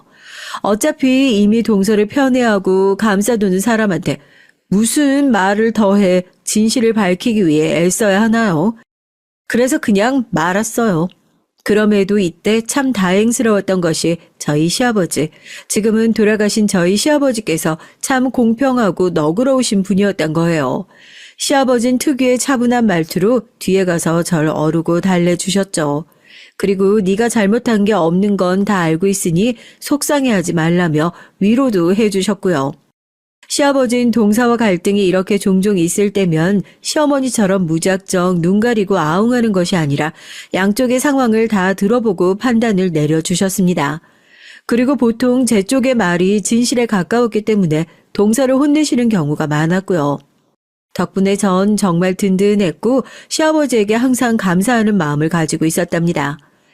그러던 어느 날은 사건이 하나 크게 있었는데요. 당시 제가 첫 애를 낳은 지 얼마 되지 않았을 때인데 남편과 사이가 그닥 좋지 않았어요. 왜냐하면 남편이 잘 다니던 회사를 때려치고 나와 친구와 동업을 시작했다가 말아먹고 들어왔거든요. 그것도 모자라서 집에서 술병만 불고 있으니 저도 속이 타고 남편과 매일 전쟁통이었죠. 아이는 키워야 되는데 남편은 제 구실을 못하고 있으니 속이 부글부글 끓었답니다. 그런데 어느 날 시어머니가 저와 남편 사이의 일을 전해 들으시고 대뜸 저를 주차장으로 불러서 뭐라고 하시는 거예요. 퉁퉁하다 못해 뚱뚱한 남편의 몸을 가리키면서 얘는 왜 이렇게 말랐냐, 네가 못 먹였니, 아니면 제가 지금 살이 쏙 빠져서 왜 저런 상태인 게냐 하면서요. 당시 남편 때문에 열이 치받았던 전 애를 키우면서도 잘 먹지 못해 몸이 삐쩍 꼴아 있었는데 그런 전 눈에 보이지도 않았나 봐요. 시어머니에겐 오로지 아들, 자신의 차남만 있었습니다. 그런데 이날 퇴근하고 돌아오신 시아버지가 주차장에서 시어머니 목소리를 듣고 버럭 화를 내신 거죠. 아니 당신 그만 못해? 동네 시끄럽게 이게 뭐하는 거야? 우리 며느리가 못한 게 뭐가 있다고 이리 심하게 야단을 쳐. 얘가 우리 집에 들어와서 지금 얼마나 고생하고 있는데 특히 경민이 저놈 만나서 저 고생을 하는데 우리 둘째 며느리만 보면 미안해 죽겠구만. 당신은 그런 마음도 없어? 아니 우리 아들이 뭐가 어때서요? 사업 말아먹고 집에 들어와서 공사판이나 뛰고 있는데 우리 며느리 속이 어떻게 했어? 괜히 며느리 불러다 혼내지 말고 미안한 줄을 알아. 미안한 줄. 사람이라면 양심이 있고 염치가 있어야지. 이날 집으로 가는 내내 정말 눈물을 펑펑 쏟은 것 같습니다. 시아버지의 말에 아무 말도 못하고 저를 노려보시다 들어가신 시어머니도 마음 한구석 신경이 쓰였지만 그럼에도 저를 먼저 생각해 주신 시아버지가 너무 감사했어요. 남편은 시아버지에게 몇 번 혼이 나더니 정신을 차렸는지 그다음부터는 술도 줄이고 일도 다시 알아보고 하더라고요. 남편이 어렸을 적부터 학교 선생님이신 시아버지를 무척이나 무서워했다는데 어른이 되어서도 여전했나 봅니다. 아버님께서 몇 번 불러다 야단을 치니 곧잘 바로 말을 듣더라고요. 덕분에 남편과 20번 싸울 거 1번 싸우고 그랬네요. 그렇게 남편은 남편대로 잘 적응하고 집에 돌아왔지만 전 첫 아이를 키우면서 또다시 동서와 시어머니와 부딪혀야 했습니다. 이제 이 부분을 말씀드려야 할 것 같은데요. 동서와 시어머니가 절 무척이나 얕잡아보고 싫어하는 이유, 그건 바로 제가 과거 무명 배우였기 때문이에요. 아마 여러분들은 들어도 모르실 이름의 영화에 몇 번 단역으로 출연한 경험이 있어요. 이걸 가지고 동서와 시어머니는 그렇게나 얄밉게 비꼬고 싫어했습니다. 시어머니는 처음에 저를 보셨을 때 집안에 수치가 들어왔다고 하셨고 손이 동서는 말끝마다 동서가 배우가 됐으면 참 좋았을 텐데 하면서 말하곤 했죠. 그러면서 들먹이는 말은 제가 이쁘지 않아서 아마 그 점에서 다른 배우들에게 뒤처졌을 거라는 겁니다. 동서, 근데 내가 가만 생각해보니까 말이야. 동서 배우 안 하기 참 잘했다.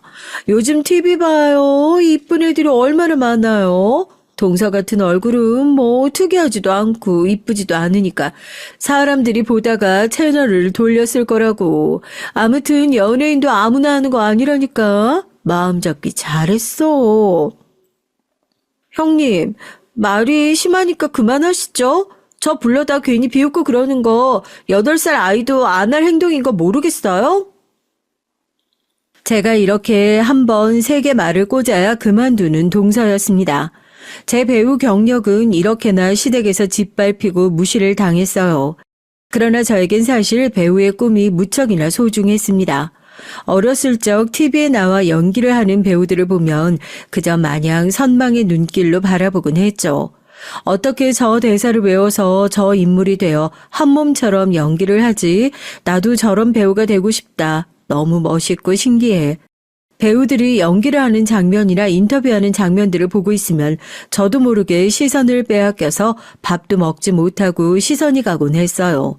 하지만 그런 제 꿈을 저를 낳아주신 친정 부모님께선 지지해주지 못하셨습니다.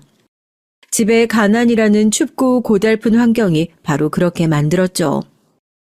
그래, 우리 현숙이가 이쁘고 똑똑하니까 뭐든 될 수 있을 거야. 근데 현수가 뭘 해도 돈 버는 직업을 해야 돼. 알겠지? 네 동생들 생각해라.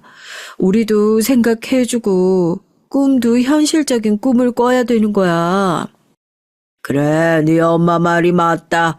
현수가 엄마와 아버진 네가 뭘 하든 좋지만 그래도 돈을 벌었으면 좋겠어. 그놈의 돈이 발목을 붙잡는다는 생각을 그때 처음 했어요. 가난한 부모님의 제 아래로 줄줄이 딸린 동생들, 어머니와 아버진 그저 오늘 하루 살기도 바쁘신 분들이었습니다. 어머니는 식당 일을 하셨고 아버지는 자그마한 슈퍼마켓을 하셨는데 그런 형편이니 학비도 겨우 내고 제 대학은 이미 물 건너간 일인 상황이었죠. 그러니 제 꿈을 지지해주긴 더 쉽지 않으셨을 테죠. 그래서 처음엔 저도 그냥 마음을 접었어요. 대학을 가지 않고 공장을 다니고 근처에서 일을 하면서 돈을 벌어 동생들의 학비와 생활비를 지원했죠. 동생들이 고맙다고 하면서 우리 언니 최고라는 그 말을 들으면 그것으로 만족하려고 했습니다. 그렇게 꿈을 접고 현실에 발 붙이려고 노력했어요. 그게 저의 최대치의 행복이라 굳건히 믿었습니다. 근데 꿈이라는 것이 도전해보지 않는 이상 쉽게 접히지 않는 것이더라고요. 아마 저에겐 그 꿈이 너무나 소중했나 봐요. 꿈을 향한 열망의 불길이 쉽사리 사그라들지 않고 저도 모르게 계속 눈이 TV 화면 속 배우들을 향하게 되자 전 일하던 식당에서도 그만 쫓겨나고 말았습니다. 예, 너 자꾸 그렇게 TV 볼 거면 그냥 나가라. 너 필요 없으니까. 죄송합니다, 아줌마. 죄송해요. 동생들의 생활비를 생각하면 사실 절대 잃어서는 안 될 일자리였는데 그럼에도 불구하고 이미 제 마음은 너무나 다른 곳에 향해 있었어요. 그걸 안 이상 저도 가만히 있을 수는 없죠. 전 그날로 온갖 영화의 오디션에 보러 다녔고 같이 배우를 꿈꾸는 친구 지숙이를 사귀어 정보를 공유했습니다.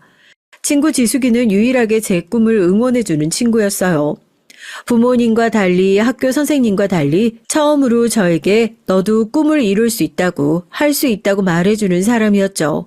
지숙이는 저와 달리 집안 환경이 좋아서 집안의 지원을 받으며 배우를 도전하는 친구였는데 그와 달리 전 매일을 열심히 일하면서 제 먹을 것을 스스로 벌어가며 배우를 꿈꿨어야 했죠. 어느 방면에선 고달픈 생활이었습니다.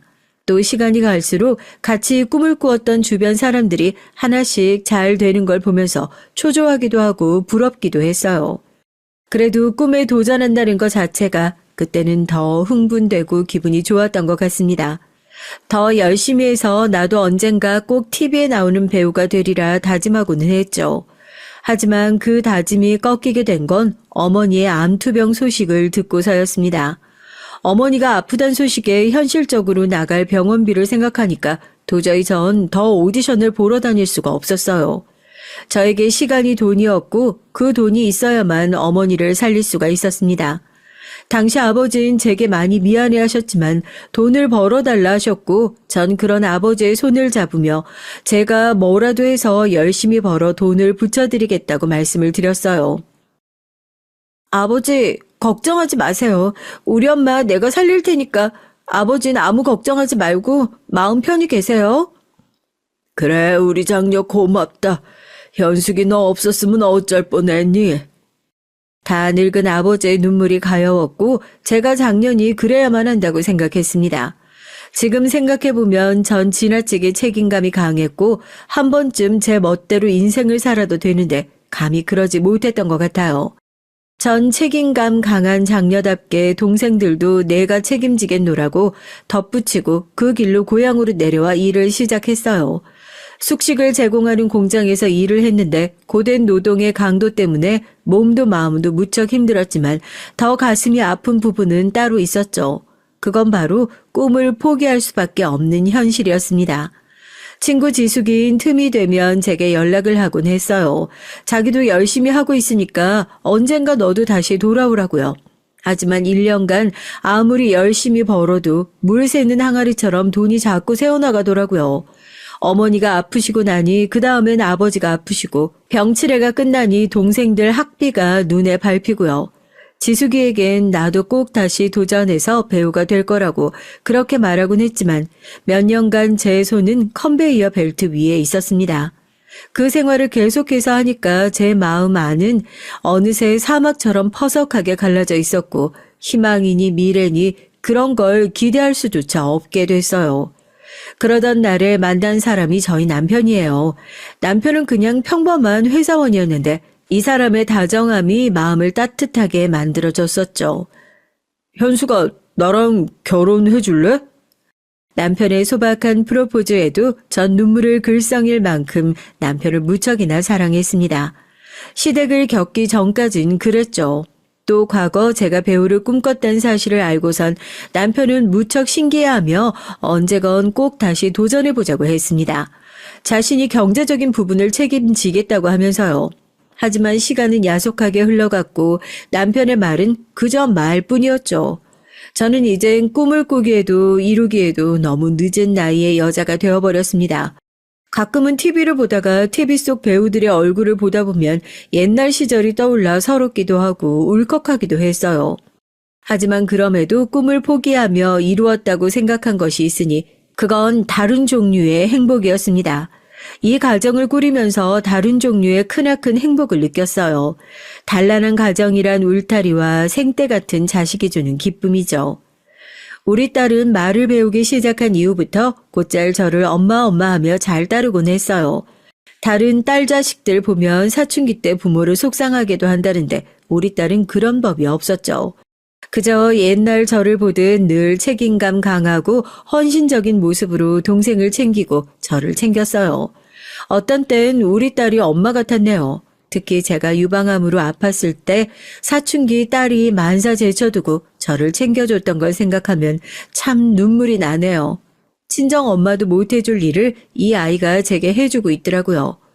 우리 딸은 이렇듯 제게는 보물 같고 너무나 소중한 아이였답니다. 그러던 딸아이가 어느 날 제게 물었어요.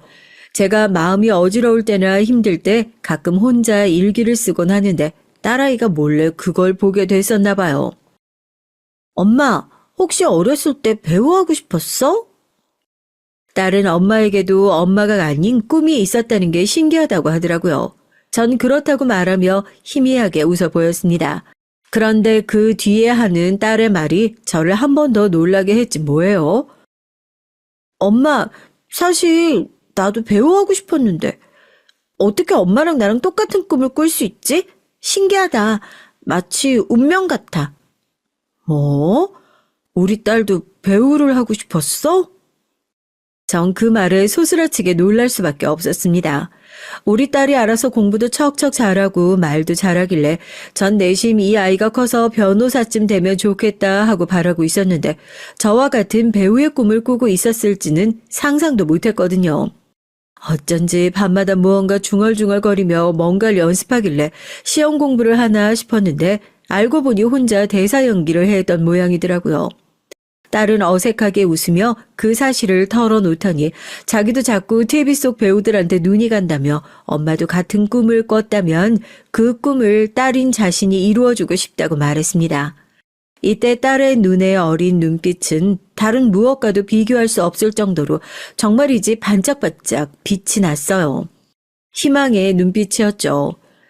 그리고 그 눈빛을 바라보며 그때부터 전 딸에게 해주고 싶었던 지원을 아낌없이 해주리라 다짐했던 것 같습니다. 물론 딸이 아직 학생이니만큼 공부에 전념하길 바랬기에 공부를 먼저 하길 권했지만 혹여나 다니고 싶은 연기학원이 있다 하면 보내주기로 하고 뮤지컬이니 영화니 하는 문화공연도 함께 보러 다녔어요. 함께 보다 보면 저도 세월을 거슬러 올라 아직 꿈을 꾸는 소녀가 된 기분이 들기도 하고 무엇보다 딸이 좋아하니 그게 참 좋았습니다. 그런데 참 인생은 절 가만 놔두지 않는 것 같습니다. 저와 딸아이가 행복한 시간을 보내고 있을 즈음 남편이란 양반이 또 사고를 친 거예요. 제멋대로 회사를 뛰쳐나가 또 사업병이 도져 막 이것저것 하더니 언젠가부터 집에 들어오지 않았어요. 걱정이 되어 전화를 해봐도 받지 않았고요. 혹시 이 인간이 무슨 대형 사고를 친 건 아닌가 가슴이 조마조마하던 때였습니다. 그런데 그러던 어느 날 빚쟁이들이 저희 집 앞에 들이닥쳐서 가구들의 빨간 딱지를 붙이더라고요. 아니, 이게 뭐 하는 짓이에요, 지금? 아줌마, 남편이 지금 사고 쳤어. 크게 사고 쳤어. 우리 다 같이 뒤지게 생겼으니까 아줌마 당장 남편 찾아가지고 와. 알았어? 안 그러면 아줌마나 아줌마 자식들이라 다 죽을 줄 알아. 그게 무슨... 저 그 사람 행방 몰라요. 아예 모른다고요. 정말이에요. 험한 표정으로 말하는 빚쟁이들의 눈빛이 예사롭지 않았습니다. 전 남편의 행방을 정말 몰랐어요. 그래서 일단은 시댁에 가서 이러저러한 상황이라고 말씀을 드리니까 시어머니께선 딱 한 말씀 던지시고 외면하시더라고요.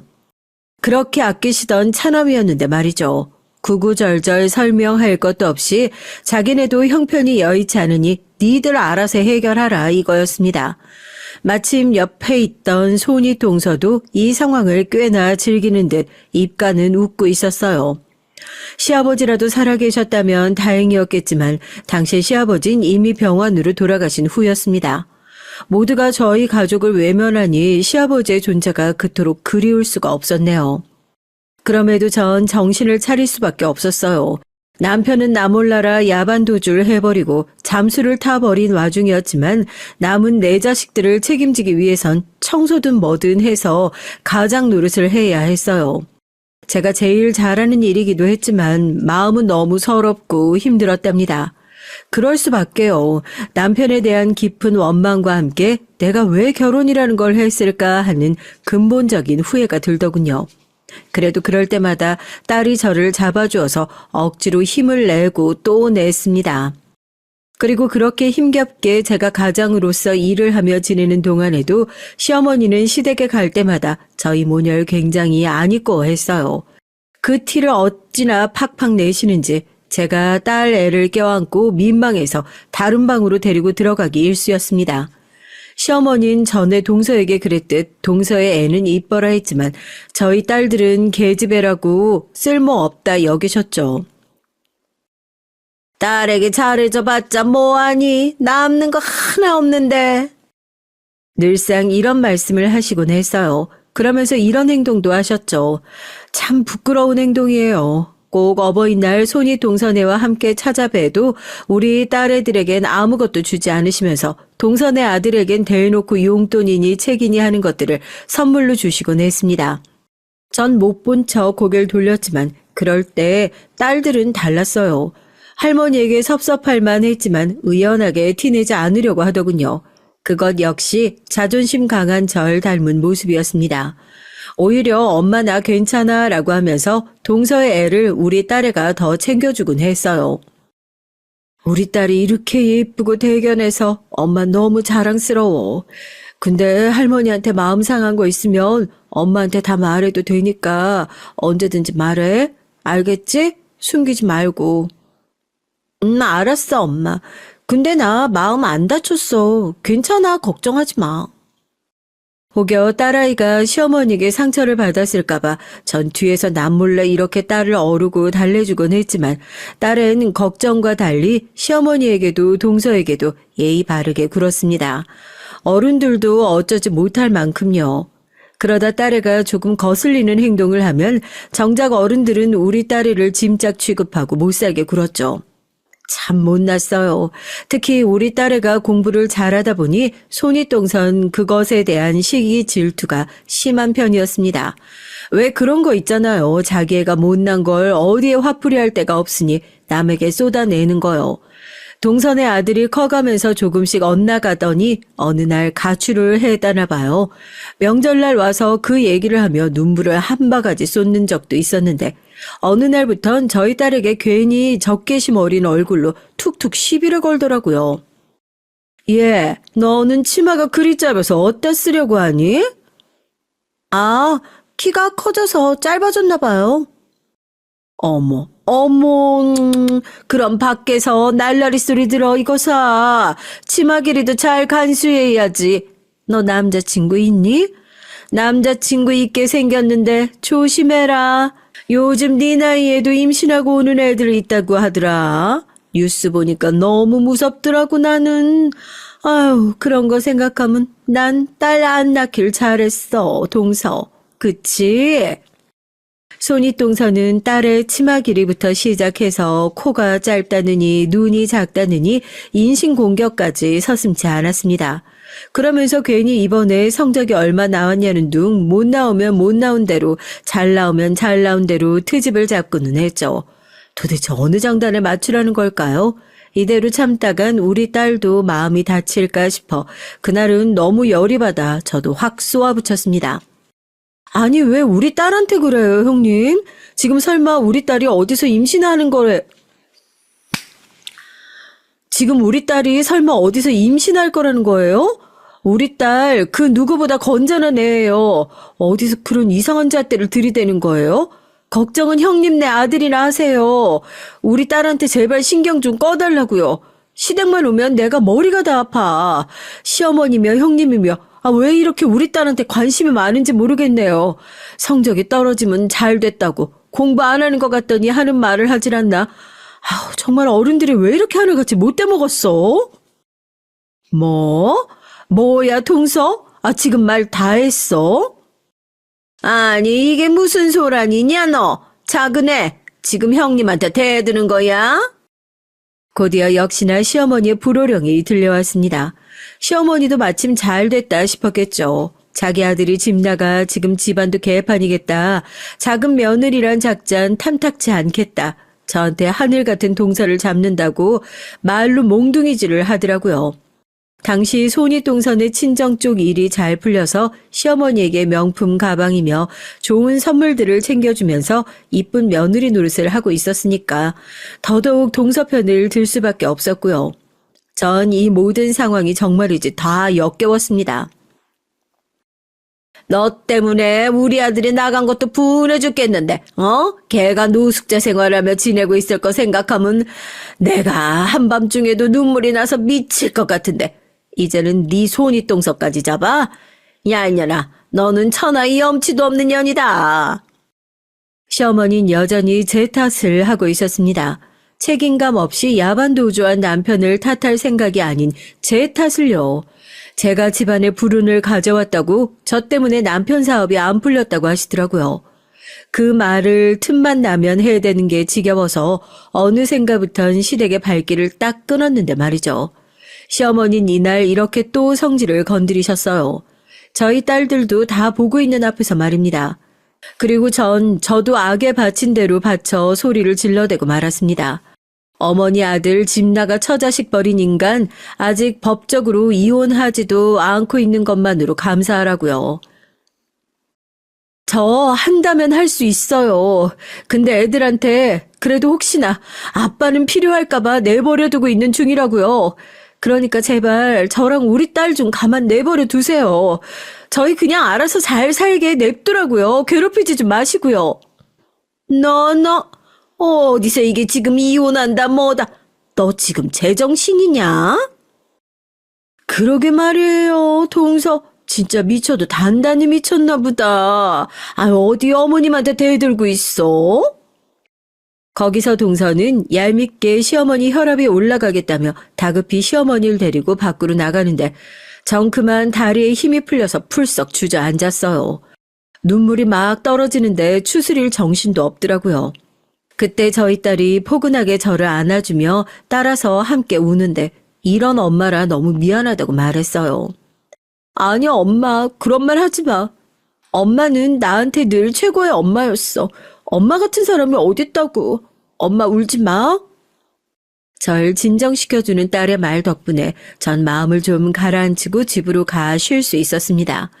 대신 하나의 긍정적인 변화가 있었다면 이후 아주버님이 이 사건을 들으시고 동서를 크게 나무라신 거죠.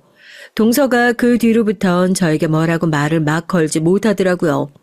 원래 같았으면 우리 딸이든 저든 누구 하나 잡아 험담하고 비꼬았을 양반이 가만히 입 다물고 있었습니다. 또 우리 딸 역시 어느덧 고등학교에 입학해서 성인이 되는 과정을 밟아가면서 제 옆을 지켜줄 수 있게 됐고요. 우리 딸은 여전히 배우 꿈을 꾸고 있었는데 대학도 그쪽으로 진학하고 싶다면서 저에게 먼저 연락을 구하더라고요. 엄마, 나 연극영화과 쪽 가고 싶은데 원서 써봐도 돼? 저희 집 상황은 딸의 앞길을 무한정 지원해줄 수 있는 상황이 아니었지만 전 저희 친정 부모님처럼 딸에게 무작정 안 된다고 하고 싶지 않았어요. 그래서 뭐든 네가 가고 싶은 대로 가라고 벌벌 꿈을 향해 날아가라고 말해줬죠.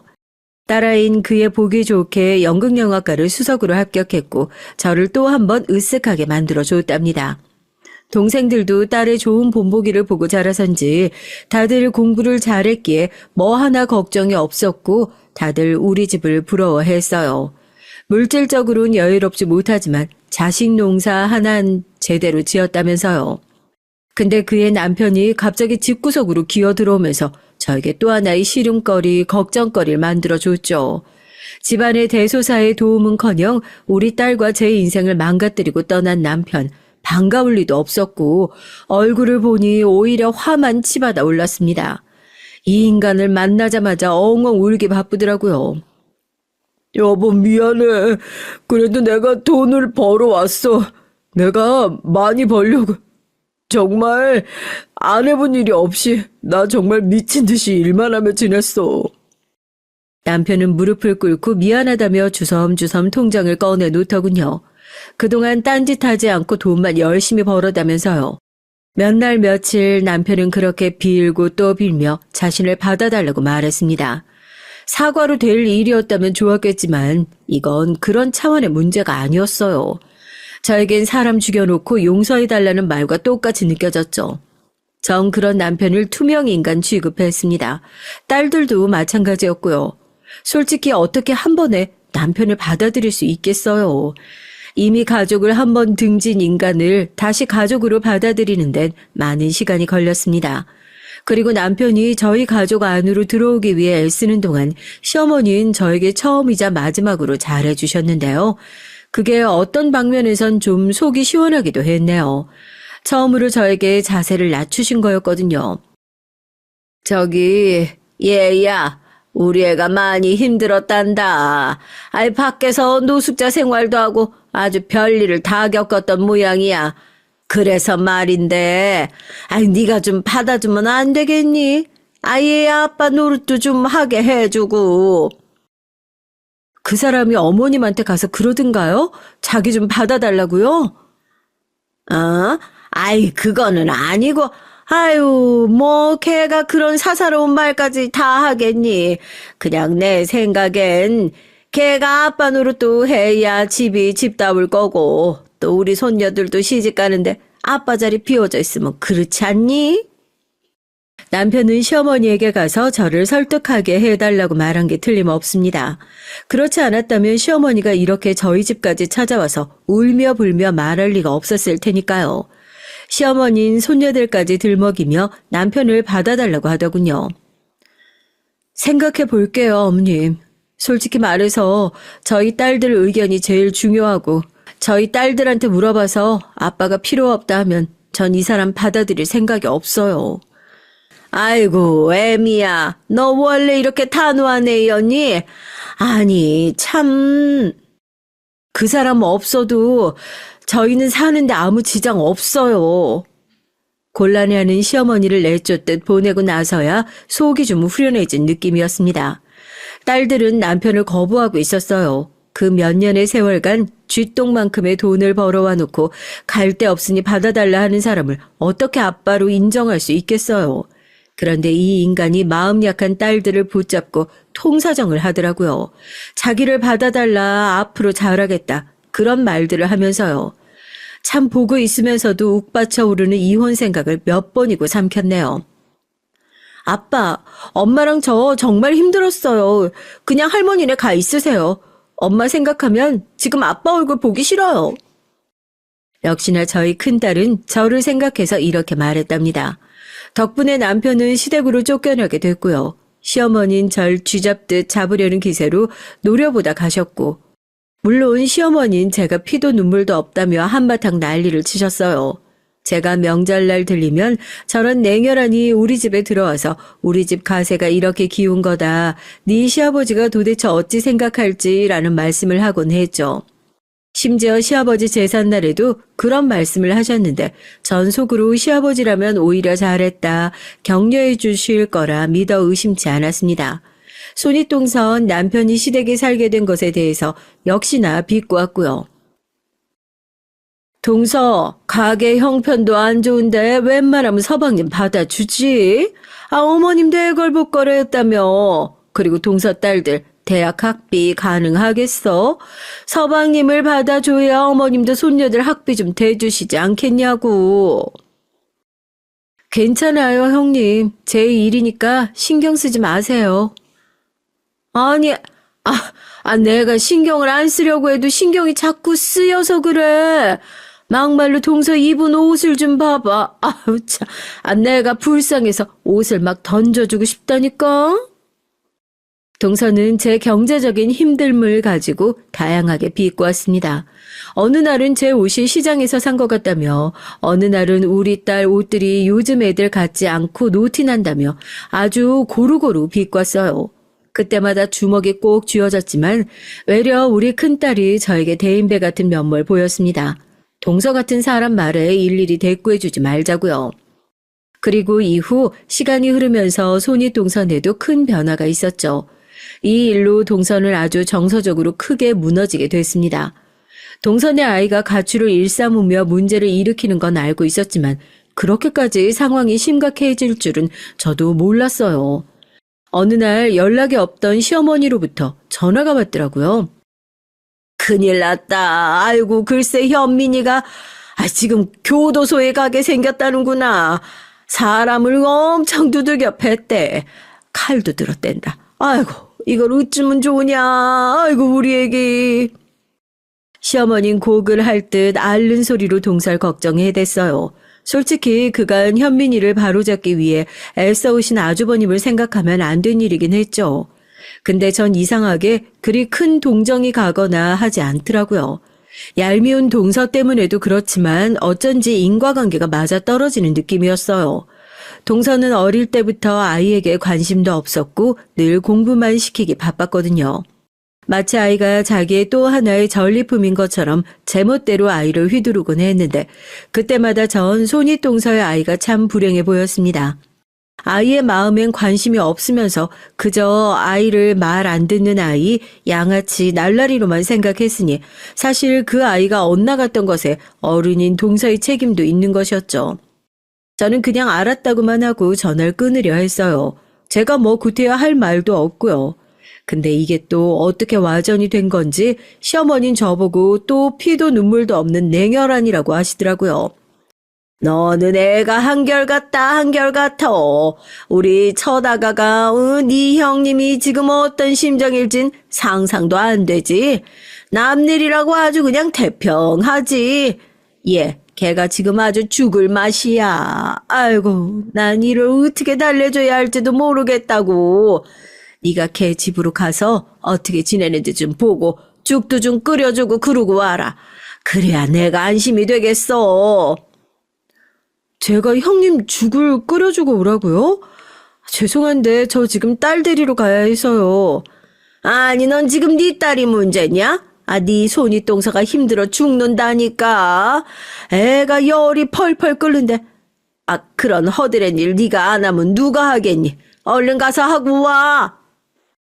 시어머니야말로 한결같은 사람이었죠. 전 별로 그러고 싶지 않다고 했네요. 제 입에서 그런 말이 나갈 줄 몰랐는데 어느새 뱉어놓고 보니까 제가 그런 말을 했더라고요. 어머님, 저 시간 없어요. 형님은 사랑에 맞이하는 어머님이 달래주세요. 이런 이기적인 년 같으니라고.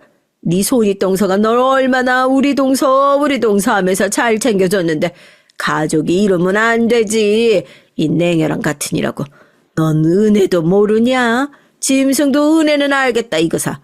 아이고, 그러고 보면 네 형님이 불쌍하다. 너 같은 걸 동서로 뒀으니 말이지. 좀 더 하나라도 나은 애들이었어야 하는데, 아유. 어머님, 제가 하고 싶은 말이네요. 형님이야말로 저한테 한참 부족한 사람이거든요. 형님이랑 잘 얘기해보세요. 저도 긴 시간 얘기하고 싶지 않고 끊겠습니다. 저의 차분한 대처에 시어머니는 외려 할 말을 잃고 어버버 하셨고 전 그대로 전화를 끊은 후 어떠한 감정의 동요도 없이 제 할 일을 해나갈 수 있었어요. 아마 과거의 저였다면 시어머니에게 상처도 받고 힘들었겠죠. 근데 나이를 먹어서 그런 걸까요? 나이의 힘듦일까요? 그즈음 되니 아무 감정에 타격이 없더라고요. 시어머니는 그 후 자식 때문에 힘들어하는 동서가 너무 가엾고 안쓰럽다며 제게 몇 번이고 동서 집에 가보라고 했지만 전 한 번도 가지 않았습니다. 오히려 그때마다 어머님이 가라고 당당하게 말하곤 했는데 지금 생각해도 이때 제 모습은 참 뿌듯하고 자랑스러워요. 그리고 그 일이 있고 1년 후 지금 사연을 쓰게 된 사건이 터지고 말았답니다. 정말 지금 생각해도 열받는 일이긴 한데요. 그만큼 무척이나 통쾌한 일이기도 해요. 어떤 사연인지 궁금하시죠?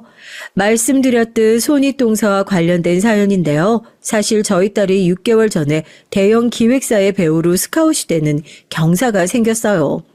딸이 먼저 저에게 귀뜸을 해줬고 전 그날 딸을 얼싸안고 얼마나 기뻐했는지 몰라요. 딸이 내심 얼마나 이 꿈을 이루고 싶어 했는지 알기 때문이죠. 제가 마치 꿈을 이룬 듯 너무나 황홀한 기분이었습니다. 그런데 어느 날 더 놀라운 일이 생기더라고요. 딸과 함께 저녁을 먹던 중 저한테만 와서 엄마, 나 있잖아. TV에 방영되는 드라마 거기 주연급 배우로 오디션 봤는데 좋은 소식 들릴 것 같아. 뭐? 정말로? 좋은 방향으로 얘기가 되고 있대. 나 너무 무섭기도 하고 설레기도 하고 그래. 내 꿈이 이뤄지는 거잖아. 나 어떻게 엄마? 방영될 드라마의 작가진이며 PD며 딸에게서 들어 이름을 찾아보니 제가 좋아하는 드라마를 쓴 사람들이 포진되어 있는 드라마더라고요. 더더욱이나 믿을 수가 없었습니다. 정말 기도하는 심정으로 우리 딸이 제발 주연으로 발탁되었기를 바랬어요. 그리고 여러분 믿으실지 모르겠지만 꿈은 이루어졌습니다. 전 당시 마치 하늘에서 떨어지는 금덩어리를 우수수 제 눈앞에서 다 맞닥뜨리는 것 같았습니다. 엄마, 나 됐어. 나 이제 곧 촬영 들어가. 엄마, 나 믿기지가 않아. 잠에 들기 위해 불을 끄고 침대에 누워있을 적 훌쩍이며 딸아이가 전화를 걸어왔어요. 저는 흥분되는 마음에 감격을 감추지 못하고 딸과 함께 엉엉 울었죠. 그간 딸이 고생해왔던 것이 생각나니 부모로서 더 감격스러웠던 것 같습니다. 근데 이 소식을 기쁜 마음으로 시댁에 전하니까 정말 기대라고 하기도 민망한 반응이 날아왔어요. 일단 시어머니께선 대놓고 인상을 찌푸리며 집안의 수치가 또 생기는 거냐고 말하셨고요. 제일 마음에 들지 않았던 인간인 손윗동서란 작전, 동서 딸이 배우로 데뷔한다고? 어머, 동서 딸은 딴 딸 하나 되는 거야? 지금 뭐라고 하셨어요, 형님? 아, 내가 왜, 맞는 말 한 거잖아. 그렇게 공부 잘한다고, 영민하다고 칭찬하더니 겨우 딴 딸아 되는 거냐고. 아유, 그동안 자식 농사 잘 졌다고 혼자 콧대 높게 그러더니만 완전 똥 됐네, 똥 됐어. 잘 됐다. 정말 정이 확 떨어졌어요. 저는 그 길로 부들부들 떨며 바로 시댁 밖으로 나가버렸습니다. 어차피 알게 될 텐데 굳이 설명해 줄 필요가 없을 것 같더라고요. 그래서 차가운 바람에 열을 식히며 두고 보자 하는 심정으로 그날을 기다렸네요. 그리고 드디어 우리 딸이 TV에 나온 날 전화통에 불이 났습니다. 10 중에 9은 형님이었고 하나는 시어머니였네요. 정말 동서 딸이 아니 제가 어떻게 저기 캐스팅된 거야? 저기 어떻게 나오는 거야? 지금 내가 보고 있는 게 맞아? 믿지 못하는 말투로 계속해서 더듬거리며 묻길래 전 친절히 맞다고 하고 전화를 확 끊어줬어요. 시어머니도 말할 거 없었죠. 두 사람은 그 후 저에게 지금까지도 계속해서 압을 하고 있답니다. 제 딸이 TV 스타가 됐으니 자기들에게 무슨 콩고물이라도 떨어질까 해서 말이에요. 사실 손윗동선 자기 아들을 교도소로 보내고 난 후 혼자 적적한 마음에 이것저것 하다가 크게 말아먹었고 아주버님에게도 쫓겨나기 일보 직전의 상태였거든요. 그랬으니 더더욱 자존심 상하더라도 제 쪽에 기대어 무언가를 바라고 있더라고요. 전 단 하나도 줄 생각이 없었는데 말입니다. 그 전화통화 내용만 생각하면 너무 통쾌했네요. 그리고 한 가지 일이 더 있었는데요. 남편은 딸이 유명해져서 감사하다며 이젠 시집 보낸 일만 남았다고 하는데 그 말을 저희 딸이 통쾌하게 받아쳐 주었습니다. 엄마, 혹시 우리 때문에 이혼 못하는 거면 이혼해도 괜찮아요? 라고 말이에요. 그 말에 남편이 부들부들 떨며 아연실색했고 전씩 웃어줬어요. 지금 아직은 남편과 법적으로 갈라서진 않았지만 조만간 변호사를 알아보러 다닐 생각입니다. 딸이 유명해진 만큼 돈 걱정도 없고 저도 이제 슬슬 새 둥지에서 새 인생을 시작해볼까 싶거든요. 나이는 들었지만 최근 제가 해보고 싶은 일은 연예인 매니지먼트 일이에요. 앞전에 저희 딸이 대형 기획사에 캐스팅됐다고 했잖아요. 제 친구 지숙이 기억하시나요? 전 오랜 인연인 지숙이와 간간히 연락을 하고 지내고 있었는데요. 지숙이가 바로 그 대형 기획사를 이끄는 주요 인물이었습니다. 혹시나 하는 마음으로 지숙이에게 딸 얘기를 했더니 바로 회사 주소를 알려줬고 재능과 매력으로 우리 딸이 지숙이의 기획사에 들어가게 된 데다 드라마의 캐스팅까지 된 거였죠. 그리고 이후 지숙이가 제게 딱히 따로 할 일 없다면 자기와 이쪽에서 일을 해보는 게 어떻겠냐고 권유를 해주더군요. 난 네 딸이 잘 될 줄 알았어. 이제 딸 덕 볼 일만 남았네? 그래도 우리 100세 시대고 하니까 일이 있으면 좋잖아. 나랑 같이 일해보자, 응? 좋은 제안이라 전 더 마다할 것이 없이 오케이를 했습니다. 지숙이 덕분에 저희 딸이 잘 된 것도 무척 기분 좋은 일이지만 제가 딸의 앞길에 또 도움이 될 수 있어 기쁜 마음이에요. 저희 딸이 배우 누구인지는 밝힐 수 없어 너무 아쉽지만 그럼에도 글을 남길 수 있어 행복했네요. 저희 딸의 앞길을 부디 응원해 주세요. 여러분 감사합니다.